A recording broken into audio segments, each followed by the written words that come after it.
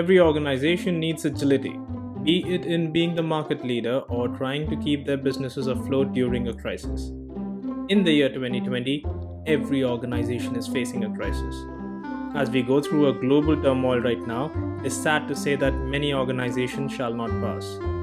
It is said that we live in a VUCA world, one that is volatile, uncertain, complex, and ambiguous, and it takes agility to navigate through it. Many enterprises need assistance of a great partner that helps them achieve this newfound way of working. And one such person who's helped organizations to achieve their goals since the past 30 years is Sunil Mundra. He's the author of the book Enterprise Agility Being Agile in a Changing World, a well known speaker, and a principal consultant at ThoughtWorks. So, welcome everyone as I speak with him about the bits and pieces that make up an agile organization. I am your host Vishal Prasad, and this is Enterprise Joy, educating organizations to be awesome. Okay, welcome Sunil to the show. I'm so excited for you to be here. Okay, first of all, congratulations for the 2-year anniversary of your book. I have been told that it was 29th of June when it completed 2 years, and I really can't believe it's been 2 years already, because I just remember like yesterday we spoke about your book being released and I read about it. So congratulations for that. It's been amazing. Vishal, yeah, thank you very much for having me on the show. It's an opportunity which I have also been looking forward to. Yes, about the book, it seems like yesterday. 2 years have just flown by, and it has given me a tremendous sense of fulfillment, especially with the kind of feedback which I have got from people who have read it. So thank you very much for remembering the book anniversary. Oh yeah, my pleasure. In fact, this episode is doubly special for me as well. Okay, so two things. First of all, you are my role model, and I'm so glad that I have you on the show. But secondly, we are going to discuss about agility, which is like one of my most favorite topics ever. So this episode is like doubly special for me as well. I'm so excited for you to be here.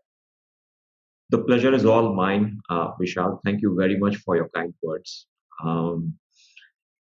I also want to say at this moment that I am inspired by you with the work which you do to educate the community about agile and agility, despite the demands of time that you have coming from your career and your personal life. So keep up the good work there. Thank you so much. It means a lot coming from you, seriously. Okay, but since we are on that topic about agile and agility, let's address the elephant in the room. Okay, so we have been listening about agile and agility for, I don't know, since 2001 at least. That's when it all started. But how do you differentiate agile and agility, or is there even a difference between the two? How do you take that? Well, there is definitely a difference, and the proof of that is that I have devoted one full chapter in my book to call out the difference. Yeah, because I really felt that people were using these words as synonyms, and they are obviously not. Yeah. So let's start with what agile is, and of course, I don't want to dwell too much into the details of what agile is, but at a high level, we know that it came about to introduce better ways in developing software and in collaborating with the business to essentially as a response to waterfall or heavyweight methodology related issues. And of course, Agile has a few practices, processes, etc. But it also is based on the values and principles which drive those processes and practices. So there is a doing part of Agile, which is the processes and practices, and there is a being part, which is the mindset driven by values and the principles. Yeah. Now you do and be agile for a certain reason because you want to influence certain outcomes, right? Now those outcomes are essentially, when you're talking about agile, you are driving those outcomes at a team level. Okay, but if you drive those outcomes across even all your teams within an enterprise, there are several parts of the enterprise which do not get covered just by adopting agile ways of delivering software or delivering anything for that matter. Mhm. And therefore, the aspect of agility comes in, wherein you look at the entire organization and you say, what capabilities does this organization need, or any organization for that matter needs, to be able to deal with change? Mhm. And agile, therefore, contributes towards agility, Mhm. but as they say, it's a necessary condition, but not a sufficient one. Yeah. So, agility is a set of capabilities. Mhm. And according to me, the three primary capabilities which underlie agility are sense, adapt, and respond. Mhm. And agile enables that to happen to some extent, but Mhm. you need to do a lot more to be able to enhance those capabilities. Right. For example, how do you look at your budgeting process Mhm. on a big bang basis versus looking at initiatives on a continuous basis to be able to fund them? Mhm. Uh, how do you govern? How do you look at the people function, or traditionally known as the HR function? Mhm. So those aspects you need to cover as well, and those for me fall under the ambit of enhancing agility within the organization. Mhm. And again, both agile and agility are not ends in itself, but they are means. Mhm. So the capabilities with agility provides you the ability to sense, adapt, and respond is what an organization can use or an enterprise can use to really delight the customer, to create a competitive advantage for them, to be able to make all their stakeholders Mhm. Right. But then, so even when we say agile and agility, but there's still a lot more, right? So you have enterprise agility, which is basically the title of your book. And happy. then we Right. have business agility, we have organizational agility. And the way I see it is these are also means of more or less achieving the same ideology or the same state where we want organizations to be in. So even though we have multiple words, are they pretty much Right. the same for you? Yes, broadly they are the same. And the similarity is that all these approaches are looking at the organization as a whole. Mhm. What differentiates one from the other is the way you slice an organization and the Mhm. way you approach uh, enhancing agility in terms of what do you pivot around and what do you choose to enhance as a part of the organization. So it's mostly related to how you slice the organization and Mhm. then look at each component of that organization in terms of enhancing agility. Mhm. So, to be very honest, since 2001, now after so many years, I have started calling this like an agile movement. And for sure, I Mhm. don't say that out of kindness, okay? The reason being, I have seen like a flooding of agile coaches in the industry to an extent that I have stopped calling myself an agile coach. And I have an analogy for that, but I won't get into it. But the entire aspect of industries is they have invested so heavily into agile coaches because they want to transform and change their status quo the way it is. And then there are times when I read headlines like headlines that say our organization will be enterprise agile by 2020. How do you feel about it when you read these kind of headlines? What goes in your mind? You touched upon a very important point, which I am dealing with as a challenge when I work with my clients, uh, which is that um, people see transformation as that silver bullet Mhm. to solving all their problems, and people expect magic to happen. Uh, and people think that by bringing in coaches who are experts, the problem can be solved. So, if you look at the meaning of transformation, the real meaning of transformation, it is moving from a given state to a fixed state in the future which you have envisioned. Mhm. So it's about moving from point A to point B. The metaphor which is often used for transformation is a larvae converting itself into a butterfly. Mhm. Yeah. But what we are talking about here is a you cannot fix an end date to change, Mhm. because as we will, or as I will highlight a little bit later, organizations are not closed-ended systems. They are open-ended systems, as I've said in my book, which means that you really can't predict how the organization is going to react to changes. Mhm. So putting a fixed date and working backwards is again rooted in the traditional thinking of how one treats a problem as a, a problem which is a closed-ended problem. Mhm. What I am trying to do is, when I engage with leaders, I tell them that don't think of it as a transformation, think of it as an evolution. Mhm. So you can start from where you are, and you can always improve from where you are at a point in time, which also means at a point in time in the future. Right. So this evolution part, sorry, is more important. And I think people not recognizing that. I think we are used to uh, milestones.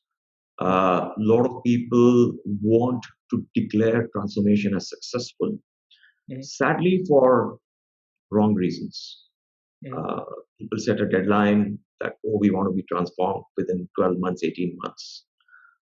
Often, anyways, these are almost impossible timelines given the size of the organization, even if you were to go from point A to point B. Mhm. But lot of people's uh, interests are in that milestone because of recognition, promotions, success being Mhm. attributed to the person driving the transformation, all of those things. And the challenge which I want to highlight, which I have seen in some organizations, is that people have come and declared transformations as successful and have moved on, but the organizations have regressed back to their original state, and then the organization have gone through multiple waves of transformation, and that has introduced a lot of change fatigue within the Mhm. organizations. Right. So the point I'm trying to make is that I think transformation is an overused word. People have not understood really the fact that organizations need to evolve and evolve continuously, and not just transform from point A to point B. Mhm. Yeah. So transform, not to transform, but rather to continuously evolve. Yes, The underlying thing still is that all of this is being driven because of change, right? So there is correct. change for whatever reason that has to happen, and that's the reason why organizations pivot their path in order to take a newer path or achieve newer goals. So change has been with us since forever, as in every organization has Yes, undergone change. The yes, only difference I see now is change has become very frequent, as in the pace of change has gone through so much of so fast that now organizations just need to keep on changing and keep up with the market, and if they can't, then they cease to exist. And that's that's pretty much what we are looking at. The pace of change has increased, and that's what we want to address with agility, isn't it? absolutely. So you're absolutely right, Vishal. Change has always been there, and organizations always have had agility, and they are alive because they have agility. I mean, I equate agility to human health. As long as a human being is alive, you have some level of health. It may not be the best, but you have you have health within you Mhm. when you're alive. And same is the case for organizations. Mhm. Point is that the pace of change has now become exponential. It's not linear. Mhm. And the challenge which organizations are facing is to keep up with that pace of change because they are not modeled to deal with that pace of change or to change itself uh, as fast. Mhm. And when that gap between the pace of change of an organization and the pace of change of the environment keeps on increasing, Mhm. that gap is known as the sustainability gap. Mhm. And if that sustainability gap becomes too high, then yes, the organization is putting itself at the risk of survival. Mhm. But you do say that change has become exponential. It's not no longer linear. But then we do have models like the Kotter model, which is 8 simple steps to change. Maybe even if it is iterative in nature, but it is still a simplistic model, which is Right. linear at least. But I am Right. a big fan of that model. I actually like the way it goes from a sense of urgency till the point where a change is introduced. But Mhm. if I keep on doing that iteratively, wouldn't that help with my agility? Again, when we come back to evolution, Mhm. when you think of evolution, right?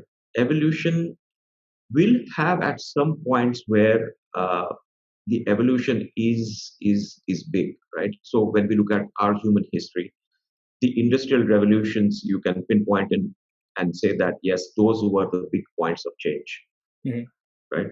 When the internet came, it was a huge moment of change for businesses, and of Right. course, The dot com. uh, the model would apply. But over a period of time, when you take all of those things into consideration, so you have these spikes Mhm. where change is much faster. But otherwise, it's the change is evolutionary in nature. Mhm. And what we have seen in the last 10 years, the kind of change that we have seen, we have not seen that change in the past 100 years as well. Yeah. So, yeah, so models would apply, but they they they may not be as linear as we would think that they would be, or at least when they were conceptualized. Mhm. So maybe people and organizations would go through some or all of those steps in those proven models of change, Mhm. but may not even realize it because it's happening so fast. Right.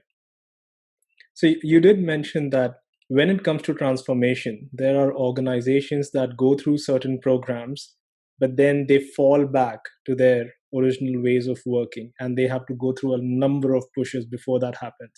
The concept of what you're talking about is organizational inertia in that case, isn't it? Yes. Where Yes. it's difficult to push the organizations to move from their current state.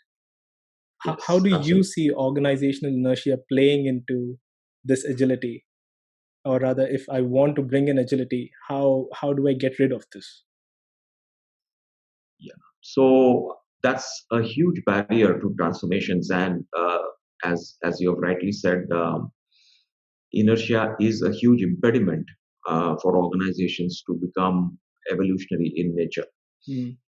The way that you would handle it is that you can't change the organization in a big bang way. There is so much history, legacy. There's lots of things which are very deep rooted, and not everybody will embrace change at the same pace, even within the organization. Mhm. Yeah. So you have to introduce change in a gradual way. I am a fan of that, and I know there are some people who have taken a big bang approach to bringing in change, and they have succeeded as well. Mhm. But my hypothesis or my approach is that uh, organizations are complex adaptive systems, as I have mentioned in my book. They have a life, Mhm. and when you have complexity within a system, any intervention that you do is essentially an hypothesis. Mhm. You will not know until you try it out as to how that organization is responding to that intervention. Mhm. So, the approach which I suggest, and which is what I normally do when I work with clients, is to frame the change program in a way where you set out a vision, where you want to be, so what are the drivers of the change, and key milestones that you would like to see along the journey, at least till you get to a sustainable base of Mhm. change. You start small. You take up a few teams at the ground level. Mhm. You introduce change there through the agile practices, processes, and the mindset change that you need to make it happen. And when you create a success story, Mhm. the appetite for change across the rest of the organization suddenly changes. Mhm. A lot of inertia is linked to the appetite of change within the organization. Mhm. And when you can prove that change can happen even within a small part of the organization, the rest of the organization then slowly begins to open up to this new possibility of embracing better ways of working, or uh, to make changes, even though they may be a little bit more painful, uh, to be able to benefit everyone, including the people within the organization. Mhm. So you start small, you bring in some success at the team levels, Mhm. and then you expand that. Right. Right. So first stage, we can call it as a show stage. You're proving something. You're making a point that change is possible. Because in many organizations, when you go, this is not going to work here. Yeah. You cannot bring in change. We are just too limited. And that's the thing. Agile doesn't work for us. That's like Exactly. the mantra. Exactly. Exactly. It's like saying, oh, being healthy doesn't work for me. You can't say that. Right. You can't argue against agile and agility because Mhm. it is so inherent, if you treat it as health. So the first stage is show. The second stage is shift. Mhm. So that's when you start working on the mindset, you start working on the behaviors which influence culture, and you start working towards that. So you start moving then beyond practices and processes which have brought in some good change and some good outcomes Mhm. to the mindset change. Once you see a little bit of that, then you move to scaling.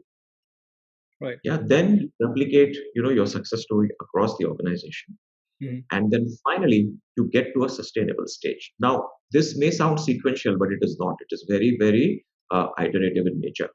Mhm. Yeah. Um, the point is that organizations, when they embark on change, they are creating green shoots within the organization by bringing in those changes.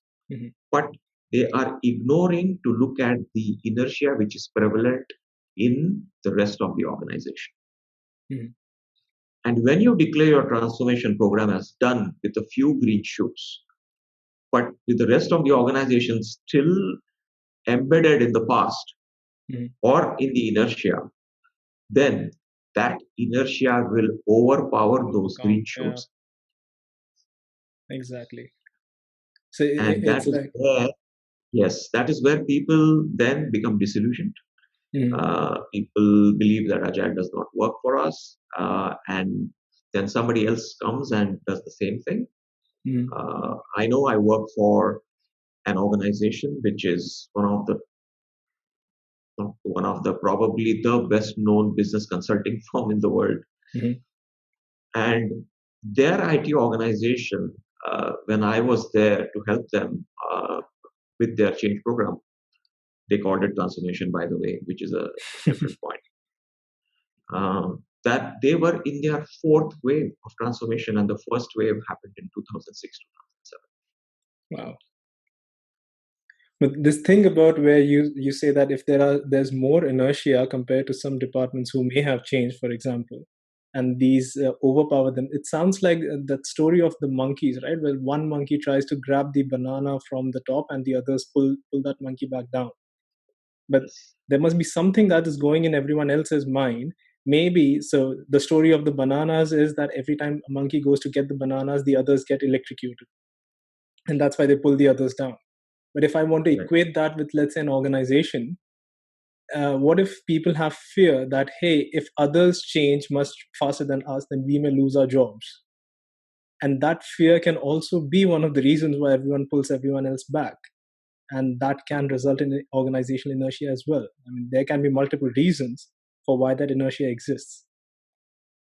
Absolutely. And resistance to change Mhm, is one of the key reasons for that inertia. mhm, Um, and people resist change for different reasons. mhm, Uh, People resist change because it could mean there's a lot of uncertainty for them. It could mean that uh, they would have to learn new skill sets. mhm. Sometimes people fear change because they feel their incompetence will get exposed. Right. There are multiple reasons why people resist change, and this is where I think involving people in defining the need for change, making them a part of that process, that thinking process, when you create a change program, giving them a voice on the table, that Mhm, becomes very, very important. And really to understand the concerns of the people and to address them. And mhm. this is one of the key roles which leaders need to play when they are embarking on making change. Right. So actually, last year we had the Agile India conference. So they had an Agile coach camp, and that was Hmm. one of the best experiences for me because you have these qualified and highly appreciated coaches who are present there. We have Shane Hasty and Woody Zool, and Yeah. I mean, you can talk about the biggies, and they were present. Yes. And Woody Zool at that time was discussing about organizational inertia, and I, Hmm. being myself a little bit of evil in that sort, I simply said during one of the sessions that we invest in agile coaches so much, and we want agile coaches to help organizations move and become better. And let's say that we are capable of doing that. So we enable organizations to move towards better ways of working in, let's say, 10 years, Hmm. right? In 10 years. But then let's see the contrary of that. What if, and this is a hypothesis, what if all agile coaches cease to exist? Right? We don't exist anymore. In that Hmm. case, the organization will crumble under its own inertia and probably go out of business in the next 5 years. So, I mean, the stories of Blockbuster and Nokia and so many other organizations which have seen that happen. But when Yes. that happens, and when the organizations who have this way of working, which is not appreciated by, let's say, the customers or the people, if they cease to exist in the next 5 years, then all the organizations which will exist will be great places to work. Why can't we just do that? I mean, if it's evolution, why can't it just be survival of the fittest and let the others just perish? Doesn't that be something that we can do? I know it doesn't sound very great, but isn't that an option? Um, for me, personally speaking, uh, it is not an option. Okay. Right? When you made the statement that what if all agile coaches were to go away? Mm, Again, I give a lot of examples about human health, right? And I'm going to again come back to that. mm, It's like saying, what if all the doctors go away? Or right. what if the doctors choose only to focus on those patients who are young and healthy Mm, and just leave the others uh, to die a death for themselves? I can't imagine that. right. I think there is always hope. Mm, Uh, uh, and if there is willingness within the organization to make a change, mm, then yes, it is our duty to see what best we can do. Again, the same approach like a doctor. You may be the best doctor in the world, but if the patient comes to you at a very late stage, at a terminal stage, and you can't do much about it, and the patient passes away, mm, well, it's not a good outcome at all. But right. the point is, as a doctor, you never gave up. You Mm, still did your best. yeah. Yeah. So that's exactly how I would approach an organization, uh, Mm, which which is deeply rooted in inertia or which has big problems. But mm, as long as they show an inclination to change or to improve or to enhance agility, I am more than willing to give my best shot at mm, bringing in change in such organizations. great. Since you spoke about doctors and the terminally ill patients, I remember Elizabeth Kubler-Ross curve, like the curve, it's actually the grief, how the stages of grief. But in the recent past, it has been seen that that's what we see with management as well. So change management, we see people go through that same curve again. And the same thing as you Mhm. said, like the bigger the change, the deeper the depression. And then it basically depends how easily people can overcome that, or it turns into a crisis, one of the two things that you can have at the end. So these small Yes. iterative changes or the evolution path is something that helps people to accept these things readily, or at least in a simpler way compared to something else. Yeah. Yeah, and that risk of getting stuck in that curve when you're like really low at the lowest point in that curve Mhm. is something where again leadership plays a very big role, and I think coaches can help a great deal in reassuring leaders that yes, we can come out of this, Yep, because absolutely. otherwise at that point it's all gloom and despair. It seems like all is lost, and it seems like a very chaotic situation. Mhm. But if handled well, and if leaders have the conviction, Yep, uh, organizations definitely can come out of that low point in that the low curve. point. Absolutely. Okay, so since we equate this with health, we do know that agility is something that have existed in organizations like forever. Let's say since the first industrial revolution. But its definition and its usage, or the way it is uh, now being conceived, is different. That has changed over time. How do you see this change, or how have you seen this change happen since, let's say, the very beginnings till 2020? How has that been for you? So, if you look at the history of businesses, right, uh, in a true sense, businesses really understood uh, how to scale only during the second industrial revolution. Mhm. And one person who actually drove a lot of that and is really responsible for the success of the second industrial revolution that we saw, which brought in so much prosperity, Mhm. especially in the western parts of the world, is Mr. Frederick Taylor. Mhm. And he wrote these principles of scientific management. Yep. Uh, and based on those principles, organizations master manufacturing, Mhm. and organizations also learn how to scale and become big. Right. Um, but Frederick Taylor wrote his principles which were meant to be applied in a context of manufacturing. Mhm. And what does that mean really is that it is driven by machines. Mhm. People are enabling those machines to produce some output, right? And you are doing something very repetitive. You are producing exactly the same thing in Again and mass again. quantity, Yeah. right? Mhm. So people were actually not doing as much cognitive work when they were working on machines. Mhm. And that's when Frederick Taylor recognized that bit, and he said, and this is his key tenet of his principles of management theory, is that the thinker and the doer should be separate. Yeah. He did not want the worker on the machine to worry about anything else except to produce the part which he or she was supposed to work Right. on as part of the process. You could have knowledge embedded in the process, Mhm.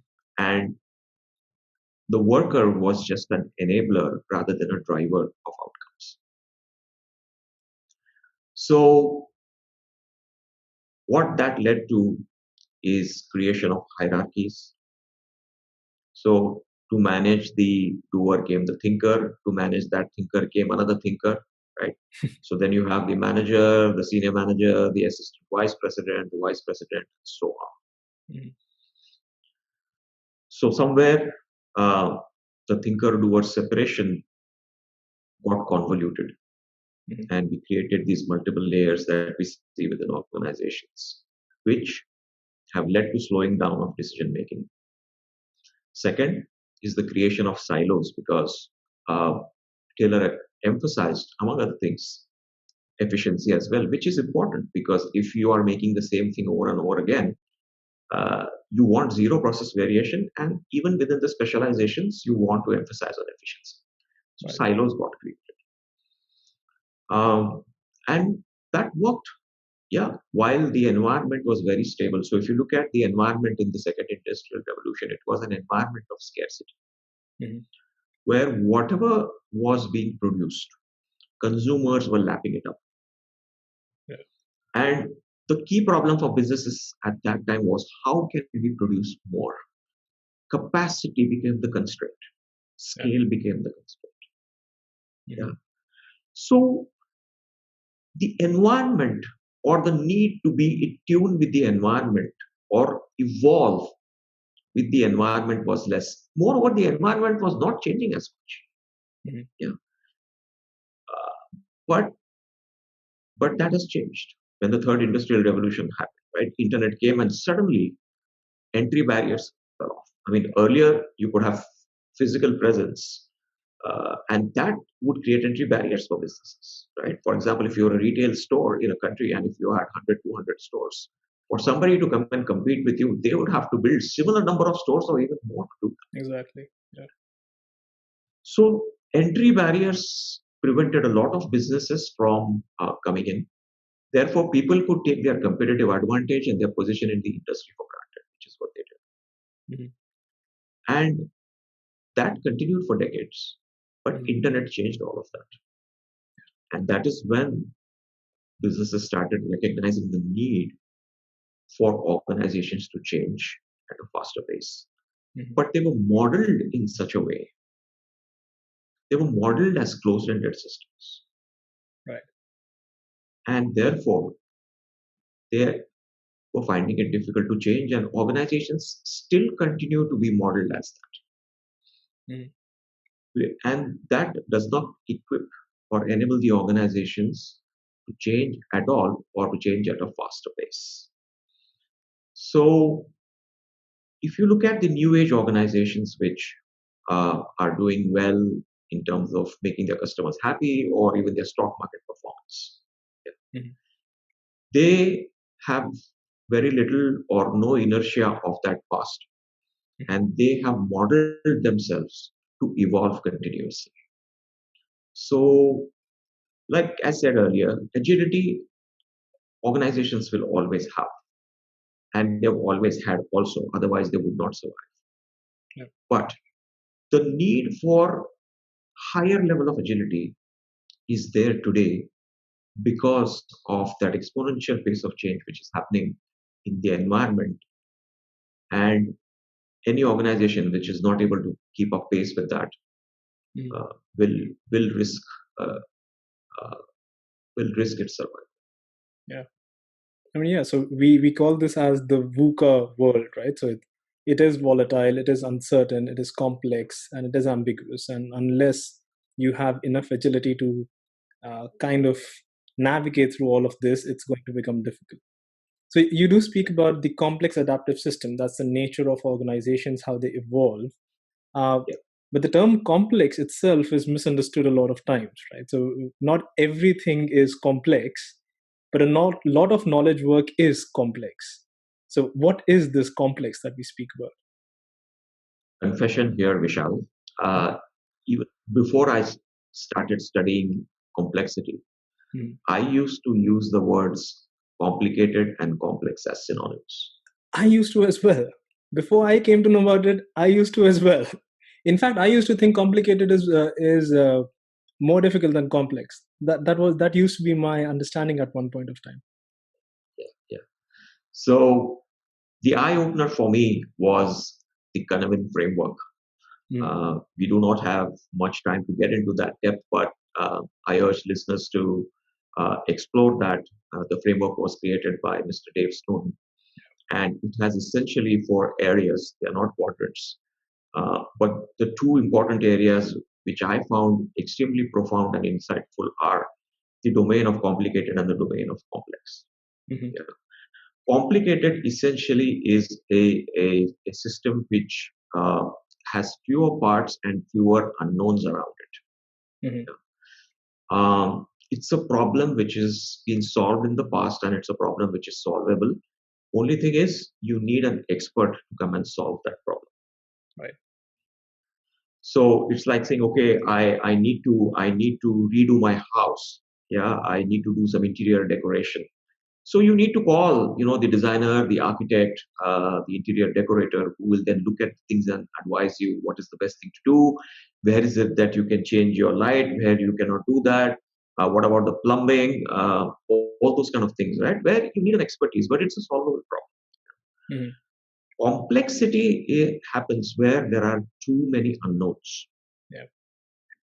Yeah, it's a system which is interacting much more with the environment as compared to a closed-ended system wherein the interaction with the environment is far less. Mhm. Okay? So let's take a complicated system, a wristwatch. Yeah, Mhm. it is a complicated thing, right? I mean, there is some engineering in that, which you need some expertise to manufacture a watch. Yeah, and Swiss then it engineer. works. And yeah, regardless of what is happening in the environment, it is oblivious to that and it continues to function, Yeah. right? Or take for that matter the car, except for the tires, right, which actually are interacting with the environment. The rest of it, it doesn't get influenced by what is happening in the environment. Mhm. Right? But complex systems are always interacting with the environment, and there is a lot of unpredictability uh, in terms of how they respond to change or Mhm. how they emerge. So one of the core properties of complexity is emergence, which means Mhm. that you really cannot predict what's going to happen the next month. Okay? Yeah. So any living organism, including humans, and any socio-economic system, they all fall under the category of complex adaptive systems. Right. Just to look at a simple example of, say, weather. Mhm. You know. Now, weather is essentially based on 4 or 5 variables. There is air pressure, there is humidity, there is wind, there is precipitation, and I think there is one more there. Mhm. But look at this. You can't even exactly predict what exactly the temperature is going to be, even the next hour, or what the cloud pattern is going to look like even within the next hour. Yeah. No, in fact, Just 5 variables. I have started just accepting the opposite is going to happen. So I don't even believe in the weather reports anymore. Yeah. So I think the point is that there is a lot of emergent behaviors which happen, and you have to accept and build on those behaviors. But what you can definitely predict are patterns. So we know that weather-wise, like for example in India, you will go through 3 seasons: the rainy Mm. season, the cold season, and the summer season. Yeah. You know that monsoon will come. Mm. But can you predict that exact date in advance and that exact time when it's going to happen in every single city? No way. Mm. Yeah. So in a complex system, you can have patterns Yeah. which you should leverage. But beyond that, in terms of being exactly predictable or looking at something with a very narrow mind of saying, okay, this is the cause and this is the effect, or if I make this intervention, this is exactly what's going to happen. That is something which will not happen in a complex system. Yeah. Yeah, the biggest problem that I see is that today, in today's environment, as you rightly mentioned, it's a VUCA environment, and that C stands for complexity, and the complexity in the environment has grown exponentially. Mhm. Organizations are complex, and the environment is also complex.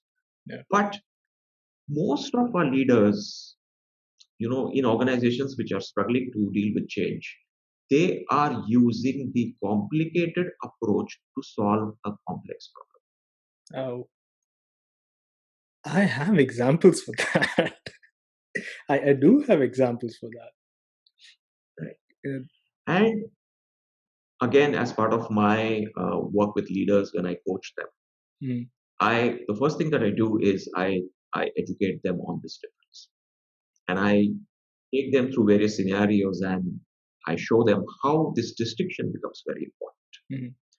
So, sure, even within a complex system, there are complicated parts, Yeah. and you need to look at that. But when you look at change and the holistic uh, picture of the organization, then you must look at it from a complexity perspective and address it accordingly. Yeah.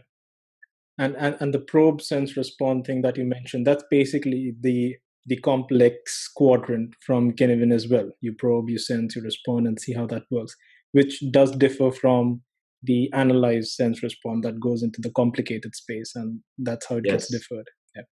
So, exactly. In a complex system, right, you have to probe. You have to make an intervention, see how that system responds, mhm, and then make sense of that, and then you prepare your response. So there's always an yeah. element of probing. For example, you want to launch a new product. Yeah, Mhm, you don't know how your consumers are going to react. yeah. So what you do, you actually show them something, you get their feedback, and only when you get a positive reassurance from the customers that they like it, Mhm, should you invest in that product and take it forward. mhm, But what do we see otherwise? We see business cases which are conceived without any actual feedback from the customers. Yeah, mhm, it's all theory. I mean, if you ask questions, that's not real feedback. right. Can you show the product and get feedback and build your business case based on that? Mhm, And what are we doing?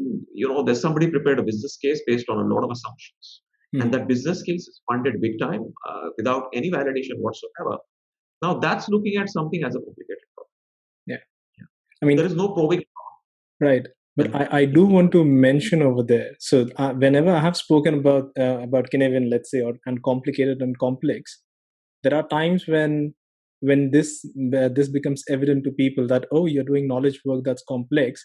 People get this sense of pride, and there are times when people have said that, hey, then I'm better than someone who's doing complicated work. But I should say that's not really the case, because if you consider ISRO that launches satellites multiple times, that actually falls in the complicated space, but the work that they are doing is exceptional and amazing.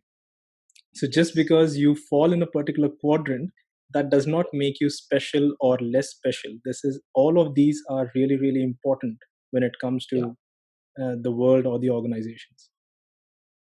excellent point that you have raised here, Vishal. Right, and look what has happened because of that mindset. Uh, the doer Mm, traditionally has got less importance or less recognition than the thinker. mm, Right? yeah. You look at the construction site, people doing lot of hard physical work. Uh, I mean, they work 100 times harder than I do. Of course, the nature of my work is different. Mhm, But look at the level of respect that they get, usually. Look at the level of respect which a worker on the shop floor gets as compared to the manager or the leader. mhm, So I think we have created this class divide where people who are doing the work are called resources. I absolutely abhor that word. yeah. It assumes that the person is a machine, a lifeless something. And we continue to use that word even in the software industry where we are actually doing knowledge work. Yeah. And in knowledge work, right, you cannot separate the thinker and the doer. Mhm, Yeah. Sure, some level of thinking needs to be done at a higher level. All of that is true. But in terms of doing the actual work, uh, because it is cognitive in nature, right? You cannot separate the thinker from the doer, and it is very creative work. yeah. I completely agree with you that regardless of whatever type of work that you do, there is no need for somebody to feel superior or inferior Exactly. because of the Yeah. type of work that they do. Absolutely. I mean, I'm still waiting for the day when HR will no longer be called human resources, but rather be changed with human relations, because it's Yeah. relationships that you're really building with the people. That's more important than treating Or people just as a people resources. function. Or just the people function exactly. Yeah. Okay. So I do have this uh, one instance that I want to ask you about your views around that. So we spoke about VUCA, right? And the U stands for uncertain. And we are currently going through a pandemic which was like so uncertain, but the moment it happened, countries went under a lockdown, as in India went under a lockdown. And I have friends who work for big banks and big IT organizations, who were asked to just stay home because there was a lockdown. However, for some reason, these organizations in the year 2020 did not use laptops. They still had desktops working in their organizations, and these people used to go every day to their office. I mean, I like the I like the mentality that you will work only when you're in office, and once you're home, you're done, which is not a bad Mm, thing. mm, However, because of the pandemic and this uncertainty, there was no good business continuity plan, and people just stayed home and they couldn't work, and organizations uh, just stopped churning value. And to an extent, where one of these organizations, the leaders, had an interview a few days back where he mentioned that for India to get back to the economic state that it was before the pandemic, people should work 60 hours a week. That's 10 hours a day, 6 days a week. And this has to continue for the next 2 to 3 years, because the more you work, the more productive you are. And only then can you get back to your old economic state, which is where you want to be. How agile is this thought process for you? The way the entire organization has responded and the way the leadership sees this. Well, with due respect to the person who said this, and he's a very respected person across India. I know. Uh, but to me, this is very traditional thinking, which is deeply rooted in the manufacturing mindset. Mhm. And that mindset is that the more time you spend working on, the more you produce. And therefore, uh, time and productivity are positively, 100% positively correlated. The more time you spend, the more output you get. Simple. That's not how it works in knowledge work. It's about value. It's not just about the output. Sure, output is important, but Mhm. where is the focus on value? It's like saying a 200-page book is more valuable than a 100-page book. Need not be, right? Just because you have more pages. So this mindset of more is better Mhm. and bigger is better, Mhm. yeah, that again comes from this traditional mindset. Vishal, I am so intrigued as to how we call ourselves as very intelligent human beings. We are blessed with intelligence as a species. Mhm. But this more is better and bigger is better is so deeply rooted within the mindset that until not too long ago, and I hope this is not happening anymore, but I'm not so sure, is imagine a software developer's productivity Mhm. was measured based on the number of lines of code he or she wrote. Oh yeah. How absurd is that? Right? So this mindset, and again, there are organizations which are tracking people in terms of how long they stay logged in on their machines. Mhm. I just read an article which I was clearly infuriated based on what I read in that is that in US, people have or organizations have installed software uh, uh, on the laptops of people who are working from home to monitor actually how many hours they are spending working on the laptop, right? So I think this really is a problem. This is clearly this old traditional thinking. And the second problem with that statement is this: suppose you work even 60 hours a day and produce whatever you need to produce. What if there Mhm. are no buyers? Are you not causing waste by creating excess inventory? Right. Yeah. So this again is another problem which I have seen as a common pattern in terms of how leaders approach something is the local optimization problem. Mhm. Okay, and that again is a symptom of applying a complicated solution to a complex problem. Right. So let's take the example of a car. If you have a flat tire on your car, you just replace the flat tire, right? And you don't worry about whether it's going to impact the steering or the gear or the engine or anything else. Mhm. Yeah. you can isolate that problem and fix that problem locally. Most leaders, when they are introducing change in organizations or when they are solving a problem in organizations, are making this mistake. And that's not how it is. Yeah. Like, again, going back to the example of health, let's take a human body. Even if a surgery is being performed on your hand, Mhm. yeah, the doctor is monitoring your heartbeat, your blood pressure, your other signals throughout your body. Yeah, you just don't say, "Oh, I'm just going to work on the hand, let the rest of the body be as is." Yeah. Hmm. And this is exactly how organizations also need to be approached when making change. Is that when you introduce change, you have to think from a systemic perspective, Mhm. which is again a better way to deal with complexity uh, as compared to just locally optimizing things. Right. Sunil, we have been speaking for a while. Let's take a short break. But this thing that we have been discussing, when we come back, let's talk about the significance of leadership when it comes to agility. And even though we have so much of knowledge, how do organizations still, or which portions of agility or agile knowledge do organizations take up? Let's talk about that. See you in a bit. Sure, Vishal. Hey, it's time to give a Patreon shout out to the following Patreon patrons: Sebastian Holscher and David Taborek. Thank you so much for all your support in our quest to help build awesome organizations. We could not do it without you.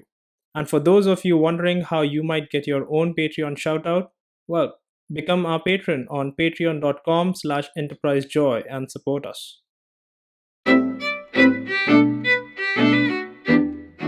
So, welcome back, everyone. We are in talks with Mr. Sunil Mundra, author of the book Enterprise Agility. And before going on the break, we were discussing about the role of a leader in an agile organization. And we ended the last segment being how much leaders accept this notion of agility.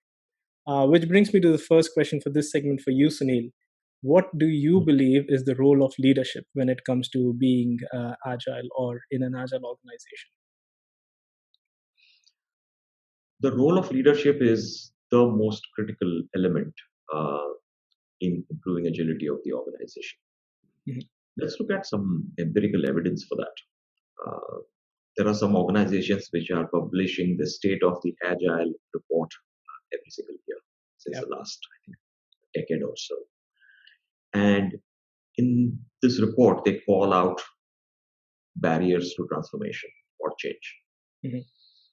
And if you look at the top three, four barriers which they list out based on the surveys that they do, uh, in some form or the other, they are linked to leadership, Mhm. which is the first one is about the culture of the organization is not aligned to the values of agile. Mhm. The second bit is about no support from uh, managers and leaders. Right? The third point is about inertia, the resistance to change. Mhm. Right? And all of these factors, if you look at the underlying enabler or impediment uh, for all these things to improve is leadership. Mhm. Yeah. Because it is the senior leadership uh, at the organization which makes decisions on the direction of the organization, makes decisions on prioritizing where to focus on and where to put the resources of the organization. And by resources, I don't mean people, I mean money, attention, all that bit. Um, and these people have an influence in terms of their behavior uh, across the organization. People look up to leaders as role models. Mhm.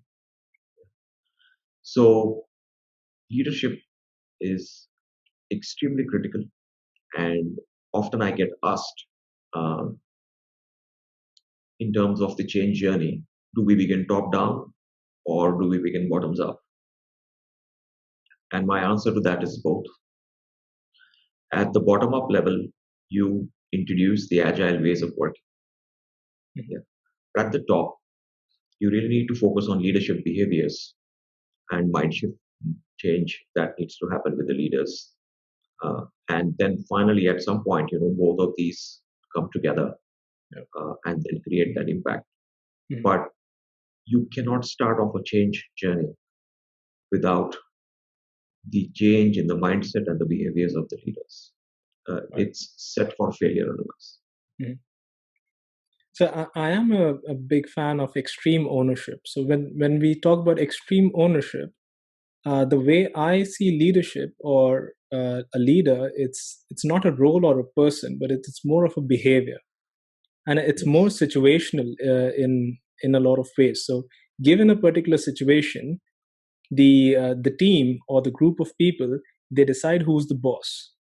I do understand if I call someone the boss, it may bring out a different notion. But what I basically mean to say is that they believe that the decision should come from a particular person, but that particular person may be different based on the situation. So whoever is Mhm. the best possible person to make a decision at a particular point of time, everyone else just becomes a good follower and looks up to that person. So in order for you to be a good leader, you have to be a good follower as well, and that's a premise for situational leadership. And the way Absolutely. I see leadership is more behavioral. It's not a person, but it's a behavior that one has to imbibe. How do you Right. see that? Completely agree. Behavior is something which is influencing the mindset and culture across the organization. And as I said, leadership behaviors are being watched by everybody in the organization. And because of the role modeling bit, the behaviors become important. Mhm. But coming to the decisioning point of view or decision making point of view from a leadership perspective, Mhm. um, the traditional way of making decision is that because of my seniority and my experience, my views matter and yours don't. Mhm. And what I think and I say is the right thing to do. So it's about that. It's a sense of entitlement, a sense of privilege, Mhm. which leaders have when they say this I need to make this decision because I know better than you do. Again, rooted in the thinker doer separation, that Right. the doer doesn't matter. Mhm. But in today's world, as we said, the thinker and the doer cannot be separate. So ideally, a lot of decision making needs to be closer to the context or with the people who are closest to the context. Mhm. Yeah. But there are some bigger decisions which people with greater influence across the organization need to make. Mhm. And I think the point there is to take inputs from people on the ground, not make assumptions about what you know. Mhm. Get a reality check of what's happening on the ground, Mhm. what's working, what's not working, what is the context, etc. And then, based on your experience and knowledge, and the fact that you see a much bigger picture than maybe somebody on the ground can see, you make that decision. Mhm. What you have done in the process is given a voice to the people who are closest to the ground, and you have actually considered their input in making your decision. So Right. that is how decision making needs to be different uh, in an agile organization or an organization with greater agility as compared to those rooted in traditional ways. I mean, I can't even think anymore that the number of years of experience or seniority makes any difference with the kind of decision. So just yesterday, Mahesh Lal. So Mahesh and I, we are good friends. We were speaking yesterday, and we were talking about, hey, you know what, the amount of experience that we have gathered in 10 years, someone Mhm. who's, let's say, 15 years experience right now, maybe the amount of information that the two of us have because of the way the information age is changing is pretty much Yes, the same. So we are pretty much at the same level of experience. But that also yes, means that when we have 15 years of experience, that will be right. equivalent to someone who has 7 years of experience, because the amount of knowledge they would have gained and the experience they Yes, would have faced would have exponentially increased. So yes, this thing yeah, about seniority and experience, it's that gap is just closing in every day. So it it, is. it doesn't even make sense that someone who has to be senior has to make a decision. You can have someone who's like fresh out of Right. college, but their knowledge is just too is much better than what Exactly. you have. That's possible. Exactly. Exactly. So it's about the knowledge, which is the latest knowledge, and also the relevance of the experience. I mean, you could Yeah. be coming from a manufacturing background, and if you're put to manage knowledge work, Mhm. you have to undergo a steep learning curve before you can say that yes, I can meaningfully contribute to decision making.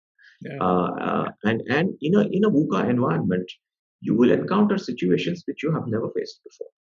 Absolutely. And I think the leader's attitude at that point in time it should be is this: look, I don't have the answer. Can we Mhm. all sit together and figure out what is the best way to tackle this? Yeah. Right.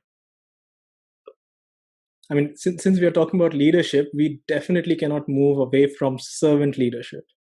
And I've had like people coming and telling me, oh, servant leadership is this new way of leadership. And I've said, yeah, for sure. It is so new. It is only from the 1970s. I mean, it's funny for me to just realize that people are embracing a concept from the 1970s only in the 2000s. They haven't really realized that this has been around since such a long time.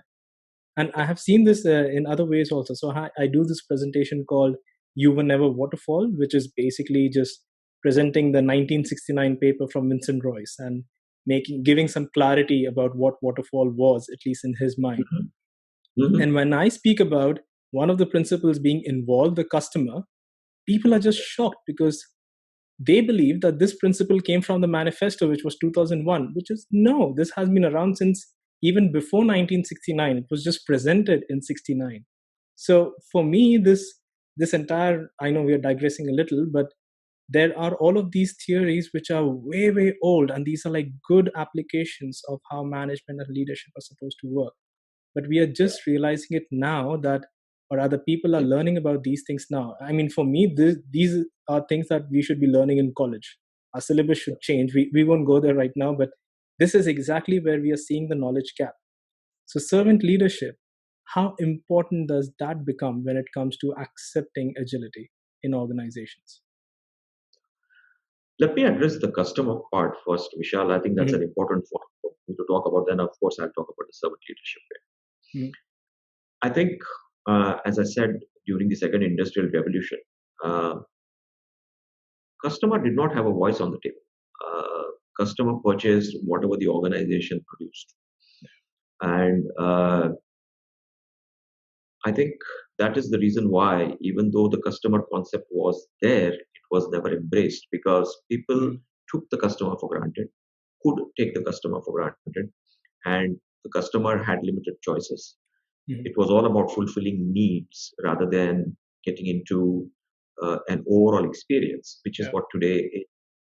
Uh, so, so now with customers having more choices, and especially with the internet coming in, and how that has given the customer a lot of choices, a voice with respect to having a say in the social media, uh, and essentially being able to engage directly with the organization, which Mhm. customers in the industrial revolution number two could never think of Oh doing. yeah. They only had to engage with the distributor who provided the good or the service, Yeah. never with the organization. Right? So I I think think. that mindset of taking the customer for granted is still unfortunately prevalent in some organizations. They think they know what the customer want, but they're never really close to understanding the customer's pain points. Yeah. Or many organizations just focus on the happy path for the customer. The alternate scenarios, etc., are not catered to. And if something goes wrong, the customer is left in a loop. Mhm. That's really one of the areas which, again, is a challenge when I work with organizations when they are undergoing change. Yeah. Right? So that's just one point I wanted to But highlight and bring I up. think I've told this to you before, right? That Twitter for me is like the ultimate customer support system. I mean, I couldn't have even imagined about this in the second industrial revolution, but today I don't even bother to go on the telephone numbers and the email addresses on their website. It's always Twitter. If I have to complain, it's on Twitter. Yep, and they better attend to that because the whole Yeah, world they is do. seeing that complaint, Yes. right? Uh, uh, Well, uh, so unless it's a government organization, they don't reply. They uh, never reply. well, let's just leave that apart. Let's leave monopolies apart. Yeah. But I Okay. think where there is competition, they are bound to pay attention to a customer complaint, Yeah. especially if it's on Absolutely. social media. But it's just available to everyone. See, so the power equation has completely shifted. Today, the customer is more powerful. and Yeah. organizations are slowly beginning to recognize that. But that recognition is coming slowly and painfully. Mm. Um, so that's about the customer. On servant leadership, yeah. Mm. See, again, this goes back to that sense of entitlement, that I am the thinker, so I can tell you what to do. Yeah. So there is no question of servant leadership. It's, as we say, command and control. Right? Mm. I command that you do this, and you just do that. And that mindset is still, uh, prevalent in many organizations. But servant leadership is exactly the opposite of that, which means that you are putting the needs of a team over your own needs as a leader. Yeah. And what you believe is that if the team becomes successful in achieving their outcomes, you as a leader obviously will become successful. Mm. So your success as a leader, it is tied to the success of the team. And what servant leadership means is that you are doing whatever it takes to help the team become successful. Mm. So leaders ask me when I coach them on this, okay, but what does it mean in terms of our behavior? And I tell them, you start off with just one thing, is to ask the team or the people you are interacting with, please tell me, what can I do to help you perform your job or your role better? Mm. And when they highlight impediments or lack of skills or whatever that might be, which they think if that is addressed, it will help them perform better. Mm. The leader, because of his or her capability to influence uh, things which happen within an organization, this leader is well placed to remove those impediments or to provide the necessary trainings, the other resources which the team might need to help them to perform their job better. Mm. And to me, this really is the essence of servant leadership. Yeah. Absolutely. Absolutely. So with this newfound meaning, okay, with leadership and uh, how does this change the management activities? And when I say management activities, this is purely the activities and not the management as a group or manager as a person. How does this change the management activities? And I do understand that a lot of this has to be trust based. So trust becomes like an intrinsic value. So you trust your teams that hey, they have the right skills or they have the ability and capabilities to do something, and that's why you're asking them, tell me what I can do to help you, rather than telling them exactly what they're supposed to do. So a lot of this is trust based. However, there are certain instances, like for example, last week uh, there was an editor's pick in LinkedIn, which was an article about show your boss that you're actually working during the pandemic or working from home. Or even the gentleman who suggested that we work 60 hours a week, there was another statement that was made where he said, especially when it comes to Indians, we are not very disciplined with working from home. I mean, these are the statements, or these are certain things which, when it gets published in places like Forbes, it becomes a mandate, or this becomes a norm where trust takes a back seat. And that's where I and all of this is basically backed by empirical evidence, right? They have the data. They're not saying it just like that. They have the data. And that's where I start thinking, how does management really change, or what is the shift required in management, even in this space where data exists, but you're not seeing the values that you really want to bring in? How does that work? There are multiple points you have raised, in this question, Vishal. But let me address this point uh, about the trust part. I think trust is something which is inherent to us, and I think in everything that we do, there is an inherent element of trust. Mhm. So when I switch on an electric switch, I'm trusting the fact that I'm not going to get an electric shock and it's just going to turn the light on, right? Mhm. Or when I go out on the street and I'm standing next to someone, I'm trusting that that person is sane and won't stab me, right? I'm giving extreme examples. Yeah, or when Uh, I'm driving, I hope the person doesn't dash my car from behind. exactly, right? So trust is something which we all work on, and trust is a very important element of organization, because people who are doing the work and people who are in leadership positions, they may be apart, and therefore you have to trust people to do the right thing, right? But for that to happen, there are few things uh, that enable that, and they are very, very important. The two variables, according to me, are autonomy and alignment. Right. Okay? Alignment refers to the purpose that is there, that needs to be fulfilled, or the outcome that we need to achieve. Mm-hmm. And is your team aligned? Yeah, or have you aligned the team to making sure that they understand that this is what we are going for, or Mm-hmm. this is what success means for us, and this is what we need to do. And autonomy is, of course, giving them the freedom to figure out what is the best way to get there, and you not dictating that path in terms of how you get there, Mm-hmm. right? Let the team figure it out. Sure, you can contribute, you can give it ideas, but finally, it's a joint decision that you make in terms of how you want to move forward. Or on smaller things, let's just leave it to the team and don't even bother about that. You just delegate it to them completely, right? Mm-hmm. So autonomy and alignment must go hand in hand. Right. If you have an imbalance there, you have a problem. So Yeah. when you say alignment, isn't that equivalent to transparency and being transparent with the purpose and making sure everyone is aware of it? It's not just aware, Vishal. Mm-hmm. Transparency and visibility again is very important. Yeah. Right. Why is that important? Because really, if something is not going right, yeah, Mm-hmm. it's very easy to find it out. Yeah, and you can course correct very quickly. And there is a single source of truth for every information that's out there. There Mm-hmm. are no multiple versions.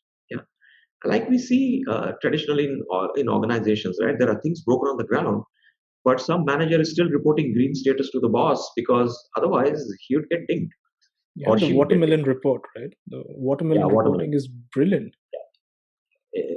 Exactly. So that's why we want visibility and transparency, so that there are no versions of the Mm-hmm. multiple versions of the truth. Yeah. Mm-hmm. But alignment to me is more about that genuine buy-in, Mm-hmm. right? That I buy into this purpose. Yeah. And I believe in this, and we are all going to work towards that. And Mm-hmm. visibility and transparency is a huge enabler to make that happen. Yes. Mm-hmm. Okay. And the thing where you speak about that you need to give what feedback. So I took it in a slightly different way. So when you say that you have to course correct, that course correction happens because of the feedback that comes. And Yes, the absolutely. feedback is something that you have to kind of measure at regular intervals and then see if you want to change your way to proceed. Absolutely, Vishal. Right. See, I think the key is to recognize when things are not going wrong, or you're getting something which is different from what you have initially planned in terms of the direction. Mm-hmm. And how can you change course quickly to adapt to that new information which has come in? That really is very important. See, I Mm-hmm. think the feedback bit is so important. If you look at, and I've mentioned this in my book, if you look at some of the major disasters which have happened in the world, uh, people on the ground knew there was something wrong, Mm-hmm. but people were just scared to report it upstairs, or indifference that this is not my problem, this is somebody else's problem. Why do I care? Mm-hmm. So there is no alignment there. There is no sense of ownership. Alignment leads to a sense of ownership, Mm-hmm. right? And then a disaster happens, be it a Right. plane crash, or be it an oil spill, or be it something else. Mm-hmm. I have an example of the Berlin airport, where you go to the Berlin airport, which is there right now. It is the Pune airport, will look world class in front of the Berlin airport, and Berlin is The the capital Tegel of airport, Germany, you're saying, right? right? But they constructed a new airport, and they Oh, were about to yeah. go live. Yeah. They were about to go live just a week before they went live. All the shops had set up, Yeah. their their operations there, and they're just about to begin. And then somebody noticed there's something wrong, and they dug further and further, and they just realized this whole thing is not built correctly. Yes. I know that story. I've read about it. And that airport is still not functional, and Yeah, they it's still still not have. functional. In fact, I think there was also one report where the lights don't turn off because they don't have switches. And that's why the airport is always lit, but the airport is not operational. I have read about that. I think there's a whole Wikipedia page about explaining what went wrong and the entire sequence of events. Yeah, I remember that. Exactly. So this is all about people just not wanting to report failure, or somehow the progress is masked, uh, and the challenges which are there are not visible. Mhm. See, I think if there is alignment, uh, and if there is this psychological safety, as we call it, in terms of reporting challenges Mhm. early enough, so that somebody can do something. I think that is very important. And why people don't do that is because, again, a leadership behavior, which is a very bothersome behavior, is that when something goes wrong, a leader is looking to catch somebody's neck to put the Mhm. blame on Yeah. for that thing going wrong. And my view is that, and I agree with Edward Deming, who said that 95% of issues can be traced to Back systemic to a factors system rather and than not to to a individual. person. Yeah. And the systemic factors include how you reward people. Are you punishing the right behaviors? Are Mhm. you rewarding the wrong behaviors? That's a systemic factor. The person is not to blame for that. Mhm. Yeah. And of course, 5% of the time people can make mistakes, etc. But do you have mechanisms to catch that mistake early? Mhm. Yeah. So I think this is where the way you manage things, the way you look at things has to change. There definitely there is oversight, yeah, but there is no interference. Right. Uh,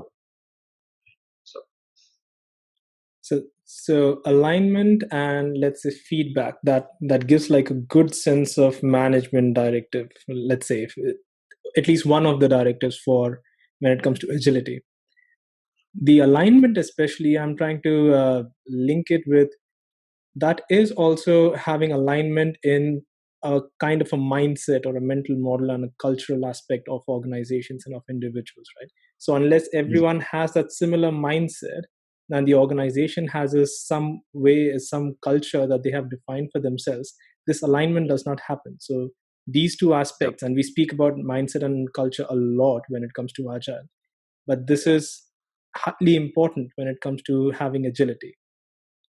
I still absolutely. believe that people don't understand mindset and culture as much as we would want them to understand. These are buzzwords which we use, but they are still Mhm. misunderstood. And I know that you speak about this in your book about mindset is to individuals and culture is to organization. Can you elaborate Yeah, on that a bit? sure, sure. Before I get into that, right, one of the things which I want to highlight is one of the key impediments to alignment, Vishal, is this: Hmm. that in most organizations, people are made to compete against people. Hmm. And the bell curve The bell is curve. clearly something which is still prevailing, Hmm. uh, and people are judged based on that. So what the bell curve does is really pits people against one another, Hmm. right?